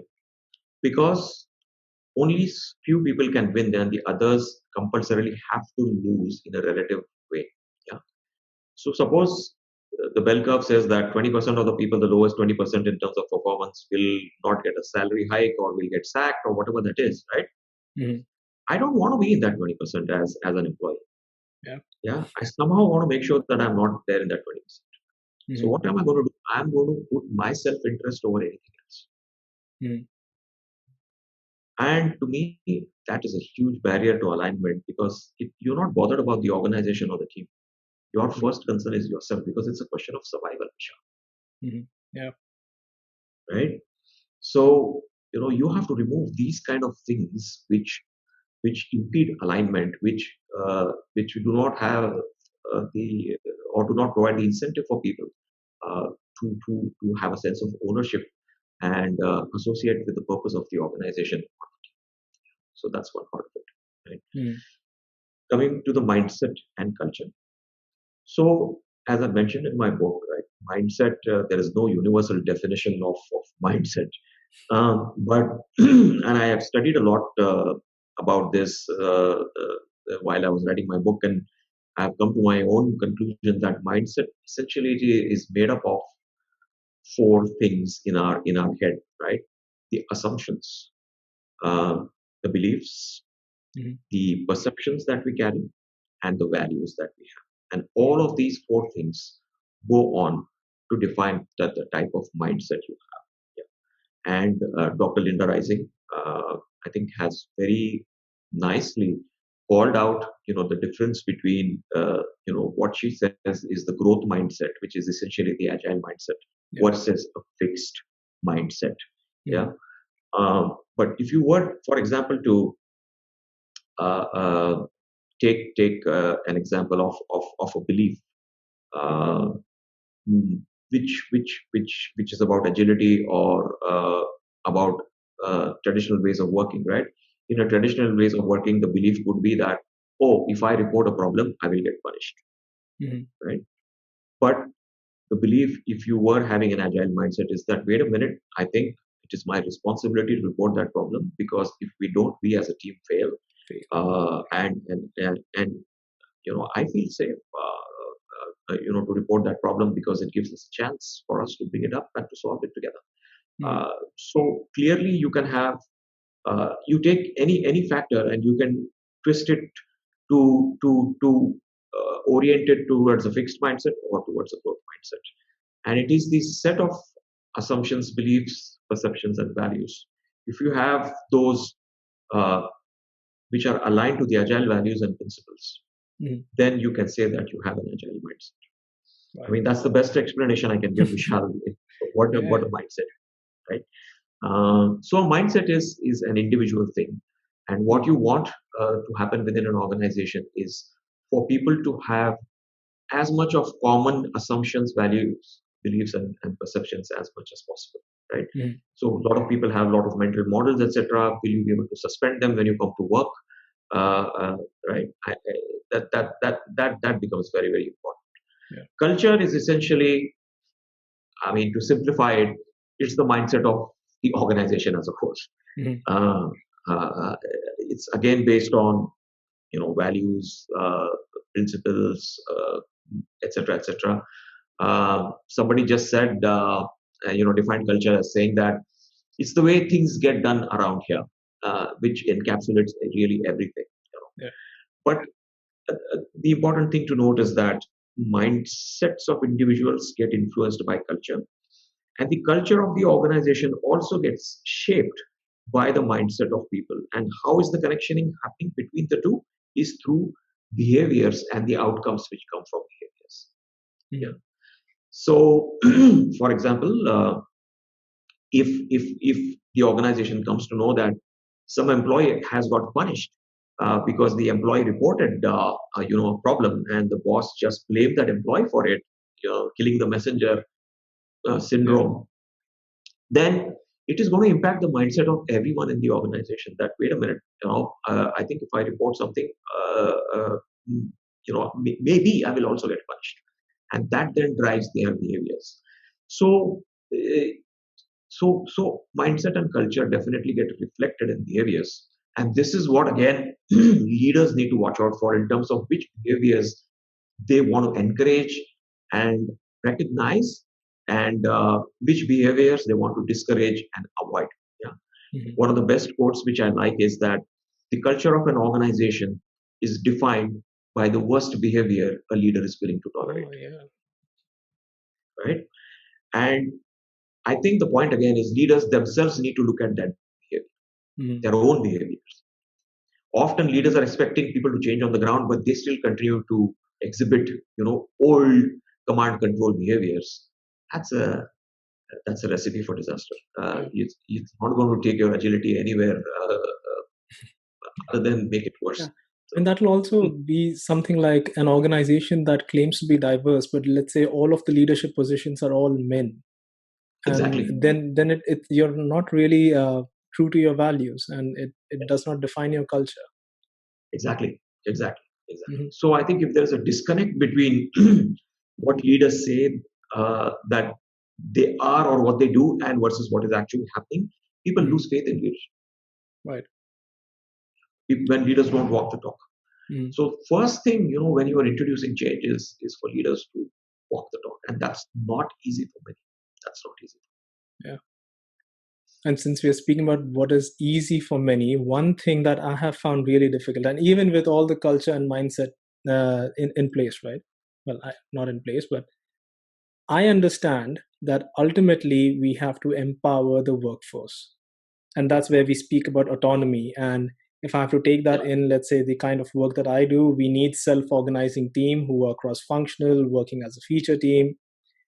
There's one thing that I struggle with a lot is teaching teams to be self organized. So, the one thing that I have heard quite a number of times is if I'm in meetings and this thing where people may say, just tell me what I'm supposed to do and I'll do it. Yeah. And for me, the moment I hear this, I'm like, no, that's not how it's supposed to happen. Because if I'm supposed to direct you how to do your best job, then there's no autonomy and then you don't self organize, which means I become the bottleneck. Someday, if I'm not there, things don't work. And for me, the way I think it is, a lot of that is pretty much a mindset or a mental model for a number of individuals because the way we have grown up and the way we grow up or the way our education system works, where a number of times we don't question. For us, it is more of just taking in information and spitting it out on an answer sheet, for example. But that continues, and that continues till the time we start working, and then it just never changes. So I found this to be one of the most difficult aspects to change on this very low level of just self-organization, for example. Yeah, I mean, how do you take this? Vishal, it's a topic which is very dear to my heart. Uh, I think about it a lot, and it's one of the biggest systemic issues, in my view, which is yet to be resolved, which I think is a constraint for organizations when they want to improve agility.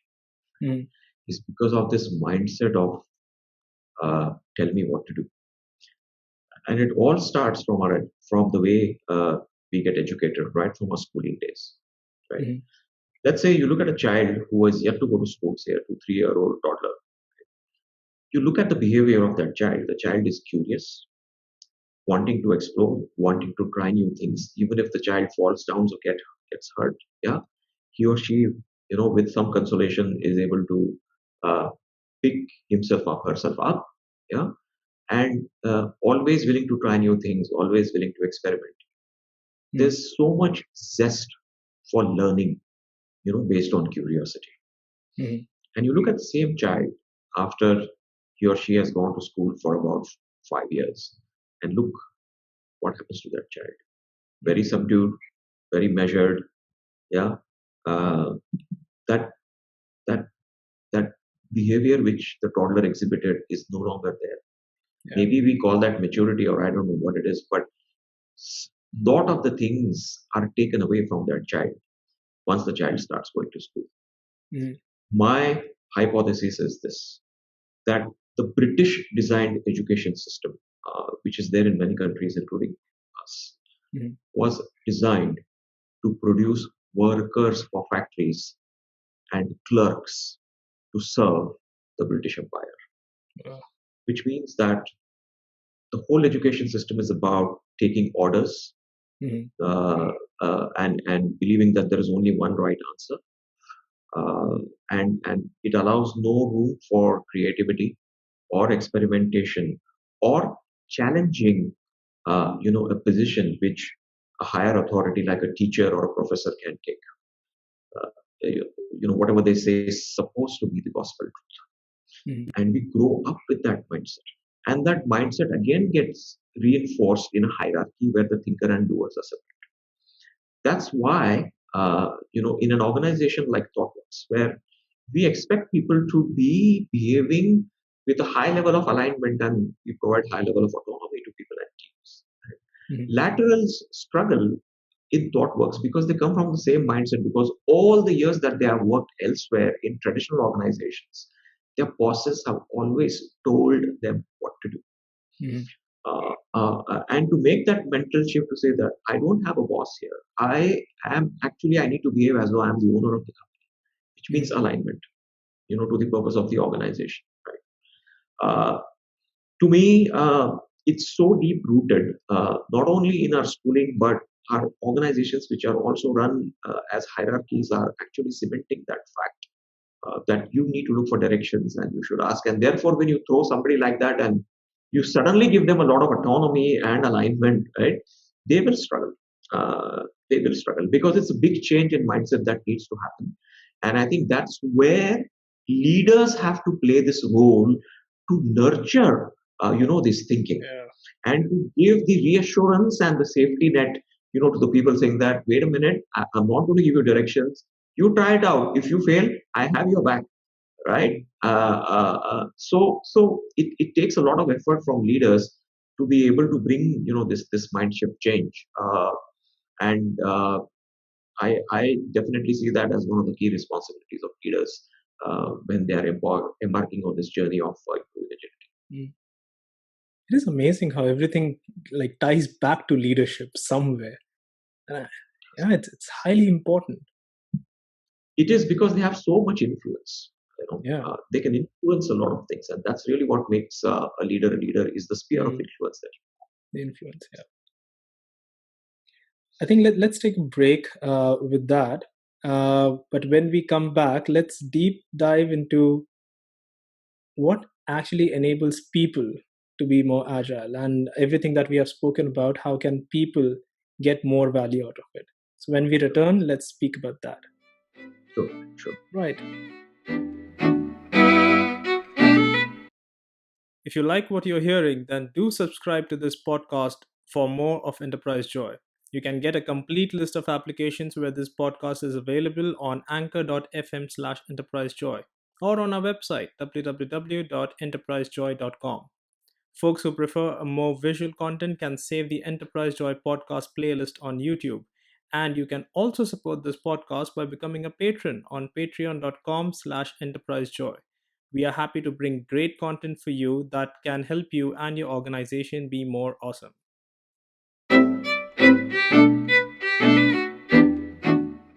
All right, welcome back, everyone. This is the final segment of our wonderful show with a wonderful guest, Sunil Mundra. And we have been talking about enterprise agility. And in the last segment, we stopped at how people are the most important assets when it comes to agility. So one thing that is very, very important is agility ultimately is a response to change. But change also comes with resistance, and it's usually the people who resist change. So my question to you, Sunil, how do we overcome resistance? Hmm. Excellent question, Vishal. Uh, my view on resistance to change is that it's just a feedback to the change that has been introduced. So I look at resistance, whatever I see as feedback. And we need to understand the sources of resistance to be able to address that. Mhm. Resistance happens when the question of what's in it for me Mhm. is not answered properly to my satisfaction. Mhm. Right? So when that question is not answered, then people are not clear about how change is going to be beneficial for Mhm. them. And when people don't see something which is benefiting them or don't believe that something is going to benefit them, rather it's going to make things worse for them Mhm. because they might have to learn a new skill, uh, or they might just have to report it to someone else, or uh, maybe their incompetence gets exposed. Mhm. Uh, Essentially, it's about pulling people out of comfort zone, and getting out of comfort zone is essentially uncomfortable for many people. Mhm. Uh, so I think it's very important to understand where that resistance is coming from. Mhm. But I'll talk about how best to overcome that or even prevent that to whatever extent possible. But before I do that, I think we also need to understand that not everybody changes at the same pace or Right. embraces change equally. Mhm. So we have this adoption curve, which also applies to change, Right. where you have the innovators, the early The adopters, early the early adopters. Yeah. majority, and the laggards. I Latest. speak about in my book in my last chapter. Right? Hmm. So there will be some people who will embrace change a little bit later than others, and that's okay. Hmm. Right? So we need to recognize that and give them, their time, address their concerns, and treat people in those five categories a little bit differently. Like, for example, innovators, you want to make them, and early adopters, you want to make them the internal champions to work with the others uh, to reassure them and to show them how change is done. Right? Um, but I think when you're introducing change, the key point for me is that are you involving people when you are creating this roadmap for change? Hmm. Are you being transparent as a leader about why we need to embark on this change? Sure, as we said, right, change is evolutionary, but in the initial phase, the change could be a big one, right? Hmm. Or maybe perceived as a big change. Hmm. So it's important for the leader to really highlight the need for change and get buy-in from people and give people a voice Hmm. so that they can raise their apprehensions. They can they can call out the risks in the change that's coming up, whatever that they might see. I mean, it's still an input, Hmm. and somehow the leaders need to make sure that people are heard.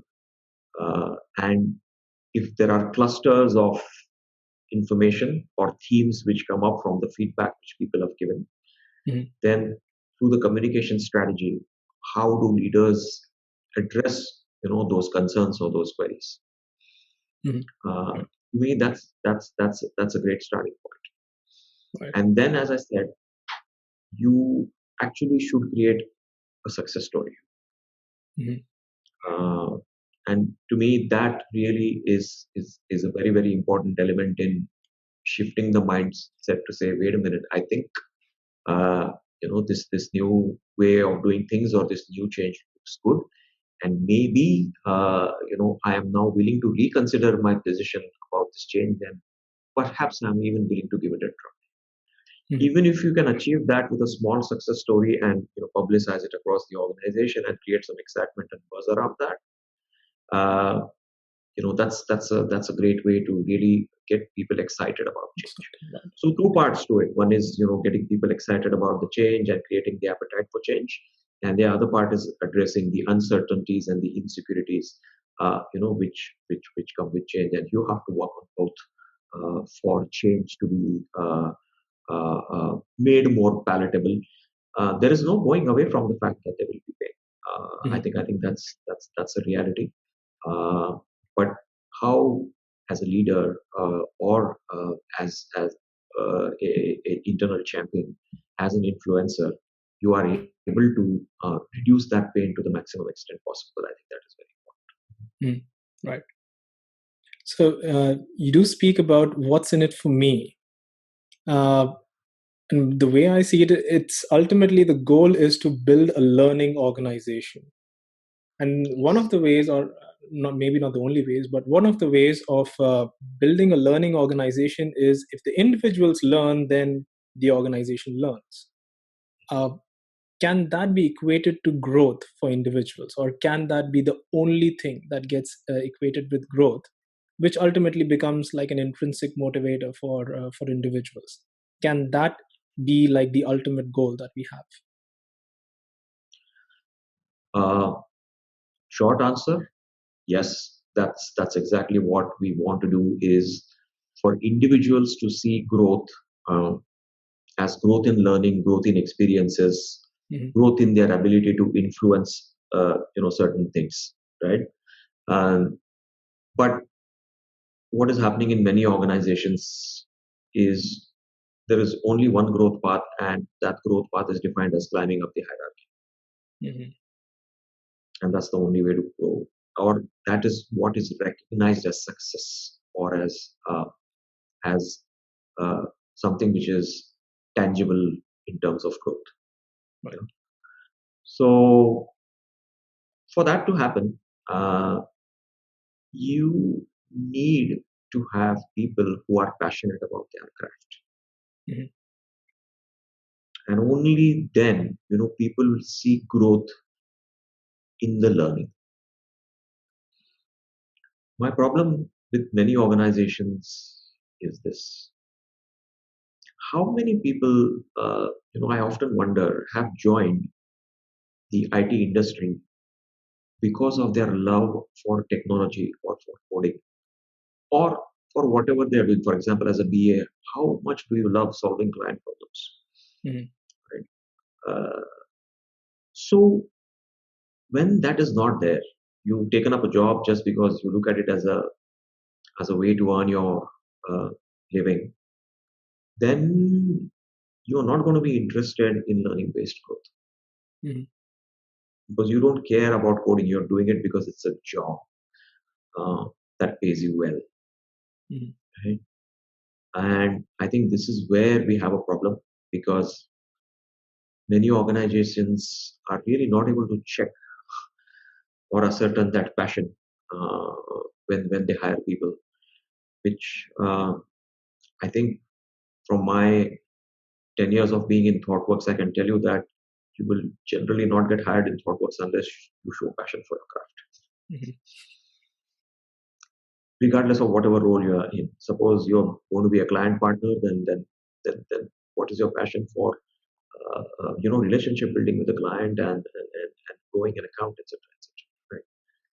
Right? If I mean, I got hired in ThoughtWorks, and I was told this afterwards because of not only my senior client facing experience, but because of my passion for solving client problems. Mhm. I had no clue of what Agile Lean was until I came to ThoughtWorks. And I was told that you will learn all of that on the job. And today, I derive my satisfaction from Mhm. the learnings that that I undergo uh, every so often, almost on a daily basis. Because to me, that is growth when I acquire new knowledge. Why? Because I'm passionate about it. Mhm.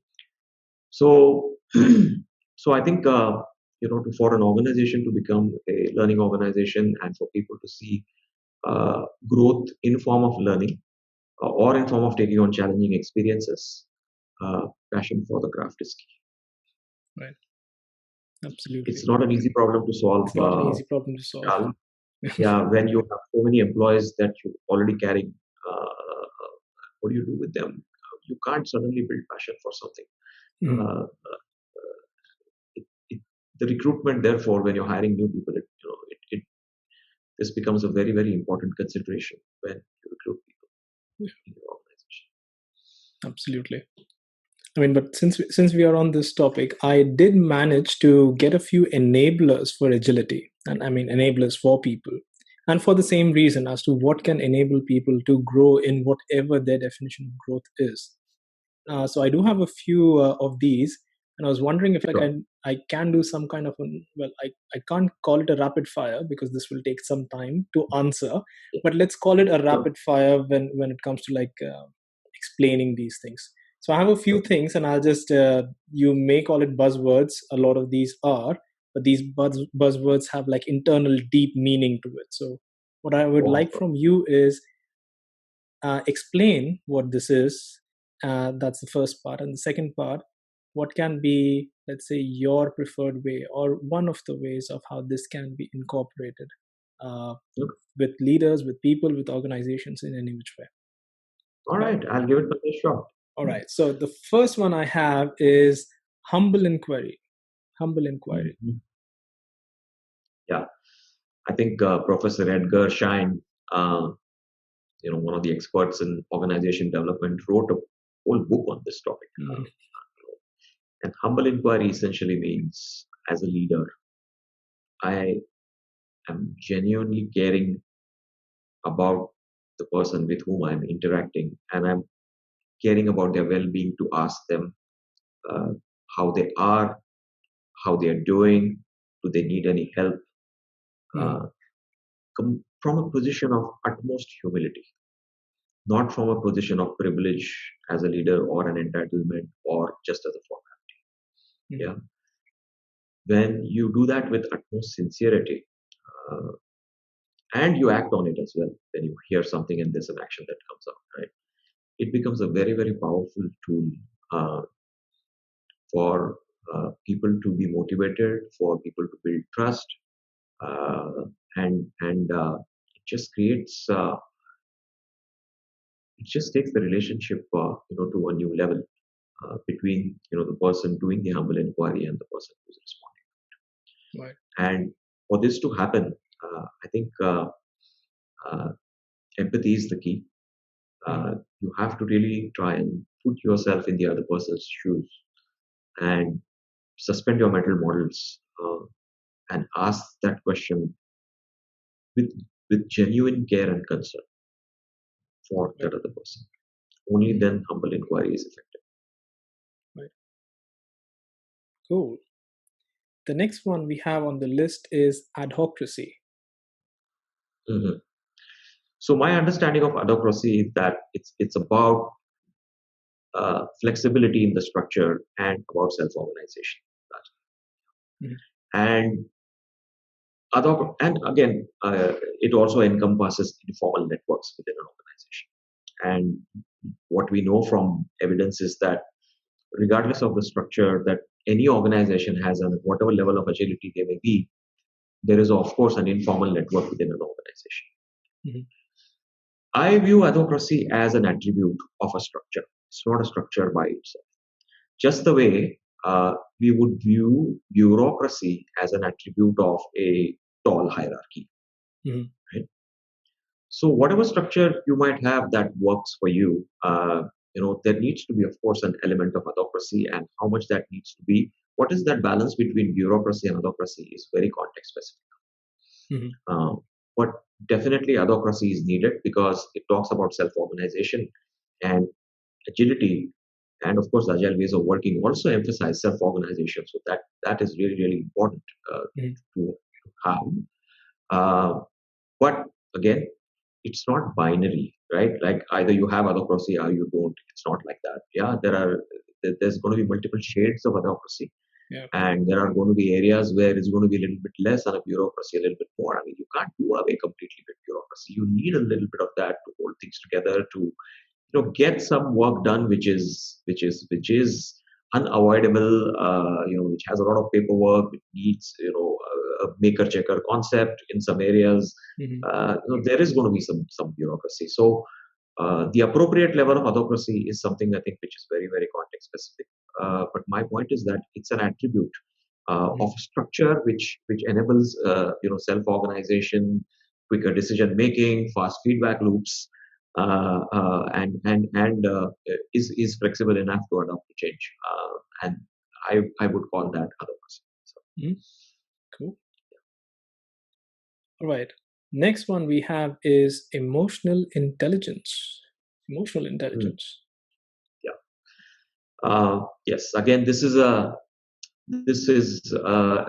something which I think everybody in the organization needs to have. More important for leaders uh, when they are dealing with people, but also within the team members as well. Finally, I think we all need to recognize that we as human beings, we have feelings, Mhm. and some days we feel good. There are days when we feel a little bit low, and how do we empathize with those situations? How do we support each other in times when we are a bit low?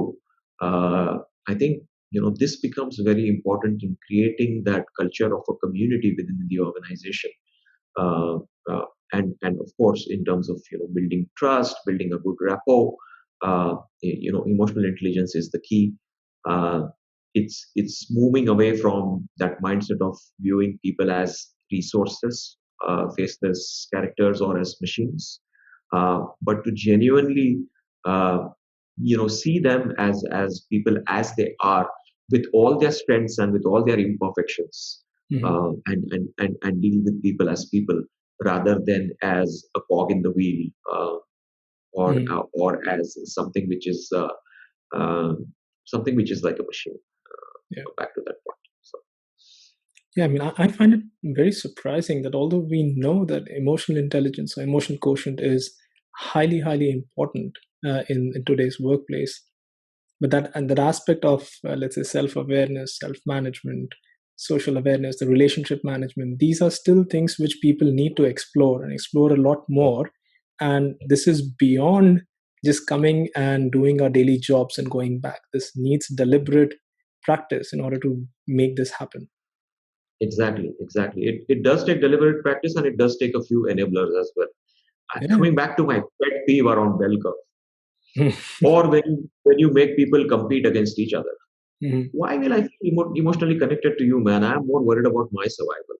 So Right. if I have to pull you down to survive, I mean, for me to win, if you have to lose, then so be it, right? Yeah, exactly. So then where is the emotion bit? Where is that room for that empathy, that care, anything which relates to exhibiting good emotions for someone? No, because and that is the primary reason why politics happens in organization is people are competing against each other, Mhm. and therefore that emotional bit in the relationship just goes out. You Mhm. see everybody as your adversary because everybody is competing against each other, Right. right? It's a big problem. It's really a big problem. I think this competing people against people has to go. Mhm. I have not done enough research to really understand where it really came from, but uh, uh, it's an absolute detriment to building a team spirit. And today it's all about a team, Mhm. rather than individuals, right? But this is a big impediment towards that. Right.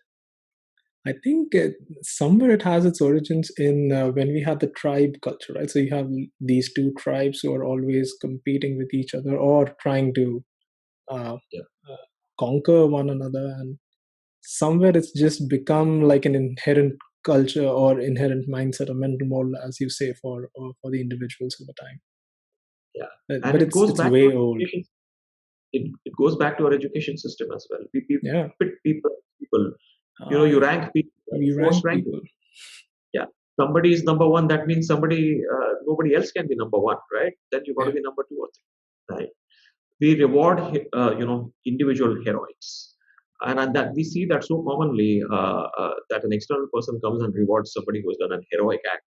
And what you're doing by that is you're saying if this person is the winner, you're treating automatically as less than that person or as losers. So Mm. it's a zero sum game when you actually do that, and I think people don't recognize. I mean, that's so great since you mentioned that. So when I was in school, my best friend was the class topper, and like class topper throughout, uh, ever since I've known him. Right? And my father, to motivate me, he used to say, "Well, if he can do it, so can you." And my Hmm. reply to my father used to be, "Yes, I can, but then he'll feel bad, so I don't want to come first." And then, that was my emotional attachment to my best friend, that I don't want to come first because he'll feel bad. I don't want to study that much. Obviously, that was Wow. all big fun, but yeah, my father didn't like that. Okay, but since we are on this this topic, uh, sorry, Yes. Right. the next one was actually psychological safety, and I think it very nicely fits back into everything that we just discussed. Uh, Yes. Yes. how do we bring in psychological safety? I think it's very, very important. This again is a leadership responsibility. It all comes down to those things about leadership, Vishal. Somehow, right? Uh, how how do you react and respond when when something goes wrong or when somebody delivers bad news? Mhm. And the response has to be in a way in which you are not in any way indicating even a blame, like even a raised eyebrow, you know, can send a wrong signal. Mhm. Yeah. So you've got to be very, very careful about how you are treating bad news or failure, Mhm. right? And that there's a deep mindset change required for that. That you need to recognize that people are imperfect beings. Yeah, Mhm. that people try their best. I mean, you look at the retrospective crime directive; Mhm. it addresses that bit. Yeah. Yeah, that everybody did the best they could They could, given given the what situation they or the knew, the resources that they had. circumstances that they were there with whatever resources they had at their disposal, etc. I mean, just look at this, right? Who goes to work? A sane person I'm talking about. Who goes to work thinking today I'm just going to go out to work and just slack off, yeah, or I'm going to just mess things around and purposely do something wrong and Or I'm just going screw to up. make someone else's life miserable. I mean, Miserable. I don't think anyone thinks about that when they go to work. That today I'm going to make that person's life miserable. Nobody does that. At Nobody. least a sane person will do it. You know. Mm, So the point is, as human beings, we always strive to learn something new. We always strive to add value. Right? mm, Mistake happens. Yeah. right. As many of those mistakes you can tie it back to systemic practice. Mm, Yeah. So you need to really focus on when you're looking at something gone wrong, etc. It's not about the who, it's about the what. yeah. And that's really the way to build in psychological safety. And I think it's a pattern of consistent behaviors which is needed. I mean, you one time, you indicate that you're blaming the person, your whole effort towards building psychological safety is gone. And remember, even one instance, it can spread across the organization.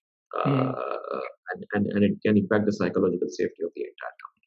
right. So I think this is something which has to be done very, very consciously by leaders when they react to bad news or to Mm, mistakes. right. Which actually brings me very close to the next one. The next enabler is experimentation, Mm-hmm. or rather, Mm-hmm. feeling safe to conduct experiments. Absolutely. See, I think people need to recognize that by definition, an experiment means that there is a chance of a failure. Yeah. That's why it's called an experiment, Yes. right? But again, we don't approach it that way. We Mm, all want all our experiments to succeed. It is not possible yep. because the nature of an experiment means that it is not going to work. Yeah. And experimentation is necessary because otherwise you will not evolve. You will Mm, be where you are. And experimentations becomes even more important in a complex environment because the first step to addressing complexity is probe, right. which means that you have to try something, Mm, see whether it works, it doesn't work, see whether you get good feedback or you don't get good feedback, and then you amplify that. And if right. something doesn't work, you are quick enough to kill it Yeah. and not get emotionally attached to it or fall in the sunk cost trap. Yeah. Or this is the boss's favorite project, so we just have to continue even Oh though we know my. it's not going to work. When sunk Right? cost fallacy, I was amazed the first time I read that. And I could just associate so many examples with it. And that happens. That happens. If you see It's something failing, but just because you have invested time and money into it, you continue doing that. You create that attachment. yeah, it's not just about attachment, Vishal. It's about, for example, taking a hit on the bottom line. And with the Yeah. pressure which executives have, to report increase in profit quarter by quarter, Hmm. you try to delay absorbing that failure in your profit and loss Right. account. Yep. So there are these systemic factors which also lead to this sunk cost fallacy. So that you keep investing Mm-hmm. so that you don't want to take a loss on your profit and loss Mm-hmm. account. Yeah. I mean, Thinking Fast and Slow, one of my most favorite books. It's amazing. It's amazing. Okay, so the last one that I have, but at least from a people standpoint, the last one that I have. So there's a quote that I have from Michael Gelb, and he says, "Over seriousness is a warning sign for mediocrity." And this is a part of the entire statement, but this is like the starting of that statement. My question to you: how important is it to have fun at work with regards to enabling agility? I interpret fun to mean that you enjoy being at work. Yep. Okay? It does not mean that you're playing table tennis all day when you're at Oh, of course. Yeah. work. Right? It means that if you need a break, you take it. Mhm. If you want to just go and have a chat with a colleague, you do that. Mm-hmm. Essentially, it's about bringing your whole self to work, Mm-hmm. uh, and of course, you know, just just being relaxed and enjoying what you do, Mm-hmm. not just your work, but enjoying being with your colleagues. Right. And that's when fun happens. It's like uh, it's like being in a family. So you are yourself when you are in a safe place Mm-hmm. where you are open to being vulnerable, where you are open to just being seen as yourself rather than putting up an act. And so Mm-hmm. this over seriousness, that's not normal, right? We as human beings, we are not supposed to be serious all the time. And if that happens, that means somebody's putting up an act. Right. And I think when you put up an act, and when you do that consistently, day in, day out, it creates a lot of friction. It creates a lot of stress for that individual, and uh, it definitely leads to burnout. Mm-hmm. So people being able to be themselves and just be able to relax, just having the freedom to uh, do what they think is fun for them as a mental distraction, or anything like that, as long as the work gets accomplished, as long as the Mm-hmm. person is on what they're meant to do. Yeah. Right. The person has the flexibility to enjoy himself or herself even at work. And I think this is, like, again, a notion which has been there in organizations, that workplace is not a place for me to enjoy. And people talk about work and personal life separation and all of those things. Yeah, it Oh, all yeah. comes from, for me, the separation between work and personal life is very, very blurred. Yeah. Mm-hmm. If I have to do something personal at work, and if it is not impeding my work, I will do it on a weekday. But if I have to work on a weekend to finish something which is important, I will do that as well, without feeling any kind of pressure to do so. Mm-hmm. Yeah. So it's not forced, but it's more coming from within. So it's still it's an accepted responsibility kind of a thing. Exactly, Mm-hmm. exactly, and that comes from a sense of ownership. That comes from a sense of uh, having a feeling that you care for your teammates, that you want everybody to be successful. Yeah, Mm-hmm. uh, it's not just about your own success as an individual, right? Right. So the feeling that we are all in this together. There are Mm-hmm. so many things which makes that happen. Right. Okay. But there's one enabler that's highly, highly important, at least when it comes to the current information age, and that is technology. Mhm. Technology being an enabler to enterprise agility. What's your take on it? I say this with utmost conviction, even though I am not a technologist by training or by profession. Mhm. But I understand enough about the impact of technology to be able to say this in based on my experience, is that Mhm. unless you have technical agility within your organization, which is agility related to the IT function and technology, Mhm. you will not achieve the right level of enterprise agility. Mhm. And the reason is that today technology is at the core of every business, regardless of Yep. the industry that you are in, right? Remember the statement which the ING Bank's CEO made Mhm. when he said, "We are a technology company with a banking With the license," banking. Yeah, absolutely. right? So technology today is at the core of Mhm. every business, regardless of the vertical that you come from. Yeah. And unless you give technology its due importance, yeah, it's not going to help you to achieve enterprise agility. In fact, it will be a barrier, it will be a big drag on agility of the organization. Mhm.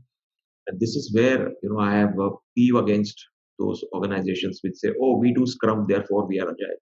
Yes, Scrum is good. Scrum will bring in a lot of benefits, but unless you focus on the engineering part of it, the technology part of it, and bring in excellence there, uh, you are not going to be able to achieve an agility which is sustainable.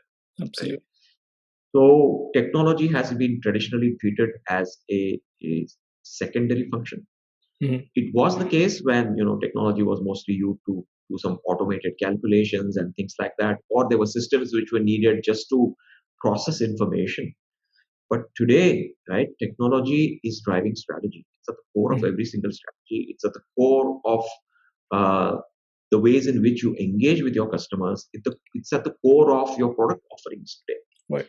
And if you don't give technology that importance, then that's a problem. Mhm. So I see two basically areas here which organizations need to work on to improve. One is to not treat technology as a cost center. Right. I think because of that, so many anti-pattern behaviors have come in that technology is judged, or the success of technology is just based on the control of cost, or in how minimal cost they have managed that function. I think that is not appropriate. Technology deserves a seat on the table with the business, which is the other part where business and technology need to work together. They are Mhm. not sitting on two different sides of the table. Agile has tried to do that. It has tried to bring technology and business on the same side of the table when it says businesses and developers must work together daily, etc., Mhm. etc. Right? Yeah. So I think the success criteria for business and technology has to be the same. Right. Yeah, you cannot judge IT or have separate success criteria for IT function and a separate for business function. It's not going to work. Mhm. They both have to work towards a common outcome, and success for both has to mean the same thing. Mhm. I mean, in fact, Uh, we see so many examples, right? Where let's say N26 or Uber, and these are examples where businesses are driven by technology, but they do have their, I mean, their business. Although technology is what they are building, their actual revenue comes from a different way. But technology yes. becomes like the basis for doing everything that they have. So you cannot move away from it. It's highly important. And with virtual reality, artificial intelligence, all of that coming in, technology is going to play a very, very, very important role in building these capabilities to sense, to adapt, and to respond. I mean, I can see technology playing a very key role in each of these capabilities. Yeah, absolutely. Okay, Sunil. So we have been talking for a while. Let me try and summarize everything that we have spoken so far. All right. So Mhm. we started off with the differentiating factor between agile and agility. We did address the complex adaptive system and how an organization is a living being. We spoke about leadership, the importance of leadership that came up a number of times, even the mindset and culture, the autonomy, the self organization. But the ultimate thing that we maybe did not touch upon a lot, but I know that we are going in the right direction, is still the customer. So we did discuss briefly that during the second industrial revolution, the customer did not have a lot of choice. So although customer was still pretty much central for any business, it was mostly about fulfilling their needs. However, in today's age, in the information age, needs get fulfilled much, much faster. I mean, for me, every household has a television, for example, but it's no longer about mass producing televisions and making that available to homes. It's about what do you utilize the television for, and so it has moved from needs to a lot more experience. And today the question is, what gives me more experience, much better experience? Is it Netflix versus YouTube or something else? In Mhm. fact, I do remember this story where Michigan University, at one point of time, decided they are not going to have any pavements for their campus because Mhm. they just wanted to observe what kind of desired paths or pathways students and the cyclists and others who visit the university take. And after a year, they just saw these desired paths which were made around, and that became Mhm. their pavements by default. So experience has become like the de facto for anything that we do in the current age, and for any customer, that is the most important thing. How does enterprise agility play its role with providing the best customer experience ever? How does that work out? So let me share something which sort of was a aha moment for me when I was writing my book. Mhm. So when I was looking at the various components of the organization, for a lack of better word, I'm calling that, right? Which is people, process, structure, governance, etc. Mhm. These are all inward facing. Mhm. And then there was the customer. And for me, I started thinking, why is customer an external entity? Mhm. Why can't we treat customer as an internal entity just like we treat our employees? Mhm. Yeah. Why does the customer have to be sitting on the other side of the table? So I think for me, enterprise agility happens when you are actually in very, very close proximity to your customer, where you're actually involving them in your product creation by getting frequent feedback, and they're helping in a way in which you can call it co-creation. Mhm. This Michigan University example which you gave is a excellent example of co-creation. Right. Yeah. So they didn't design the paths. They waited for to see how people walk, and then they constructed the paths based on that. Right. So the Mhm. customer feedback was an inherent, uh, uh, uh, you know, way for them to really understand, what the customers were wanting. Mhm. So I would say that many organizations still continue to take their customers for granted. You look at the way in which you call a call center and the kind of responses you get, etc. As I said earlier, most organizations cater to only the happy path. If Yeah. something goes wrong, a customer is in an absolute loop Mhm. and has nowhere to go. But yes, as you said, today social media, etc., has made the customer much more powerful.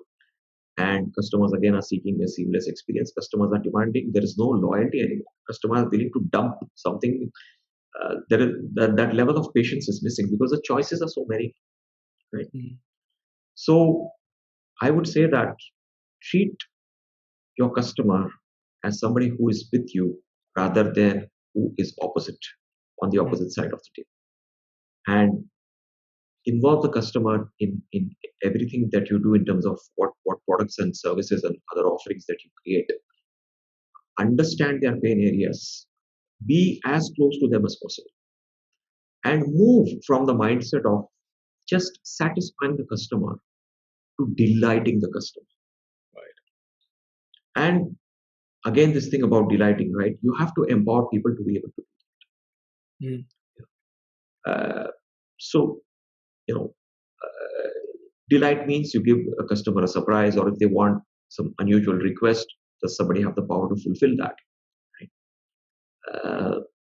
So, it's a big cultural change to really put the customer at the center and let everything that you do flow from there.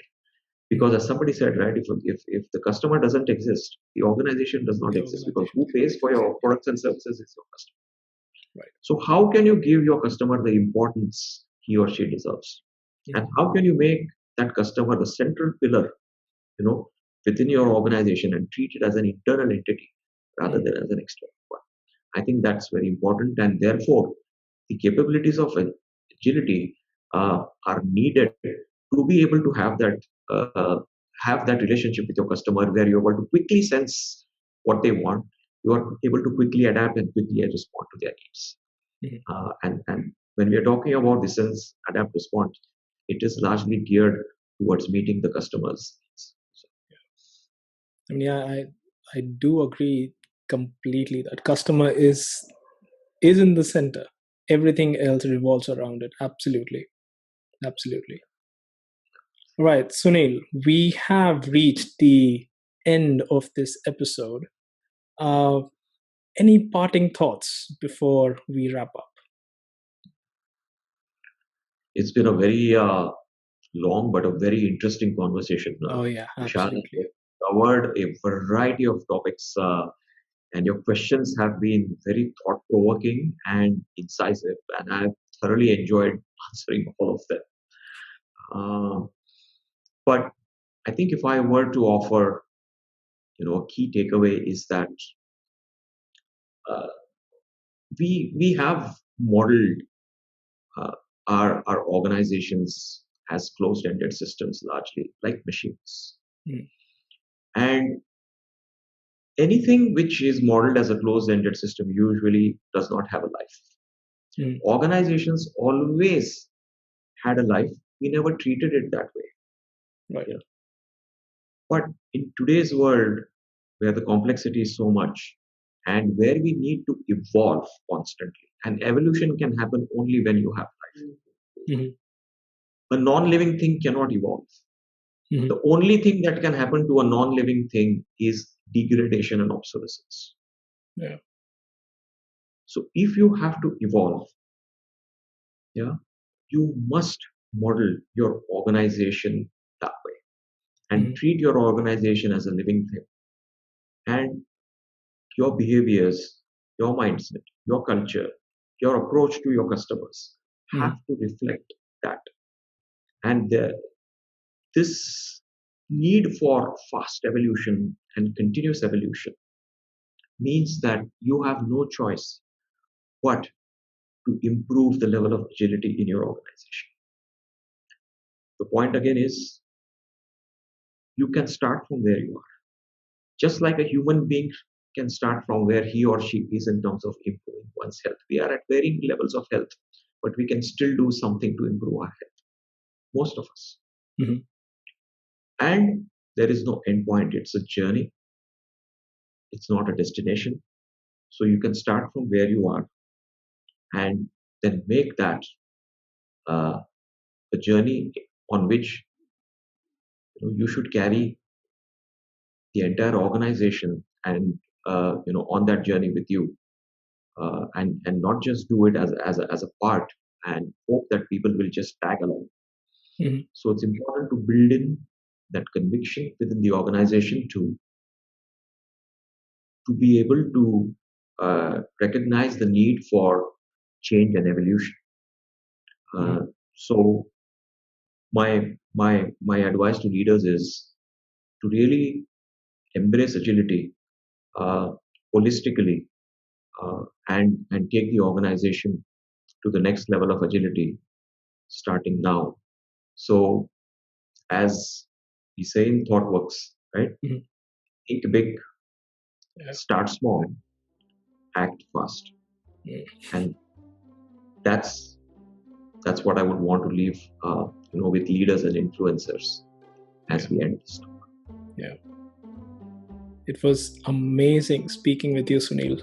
And thank you so much for being with me through all my questions. And this has been a delightful experience. Thank you very much. For me as well, Vishal. And I will cherish this conversation which we have had today. Me as well. Thank you. Thank you. That was Sunil Mundra, and every time I speak with him, I feel a little wiser. Hope this episode was just as educational for you as it was for me. For more of Enterprise Joy, subscribe to this podcast on your favorite application and on YouTube so you don't miss any episode. Patrons on patreon.com/enterprisejoy get some exclusive benefits, so do check out what we have to offer. The details of our upcoming episodes can be found on our website enterprisejoy.com, and you can send your feedback and comments to vishal@enterprisejoy.com so our podcast can continuously improve. So until next time, thank you for listening to this podcast.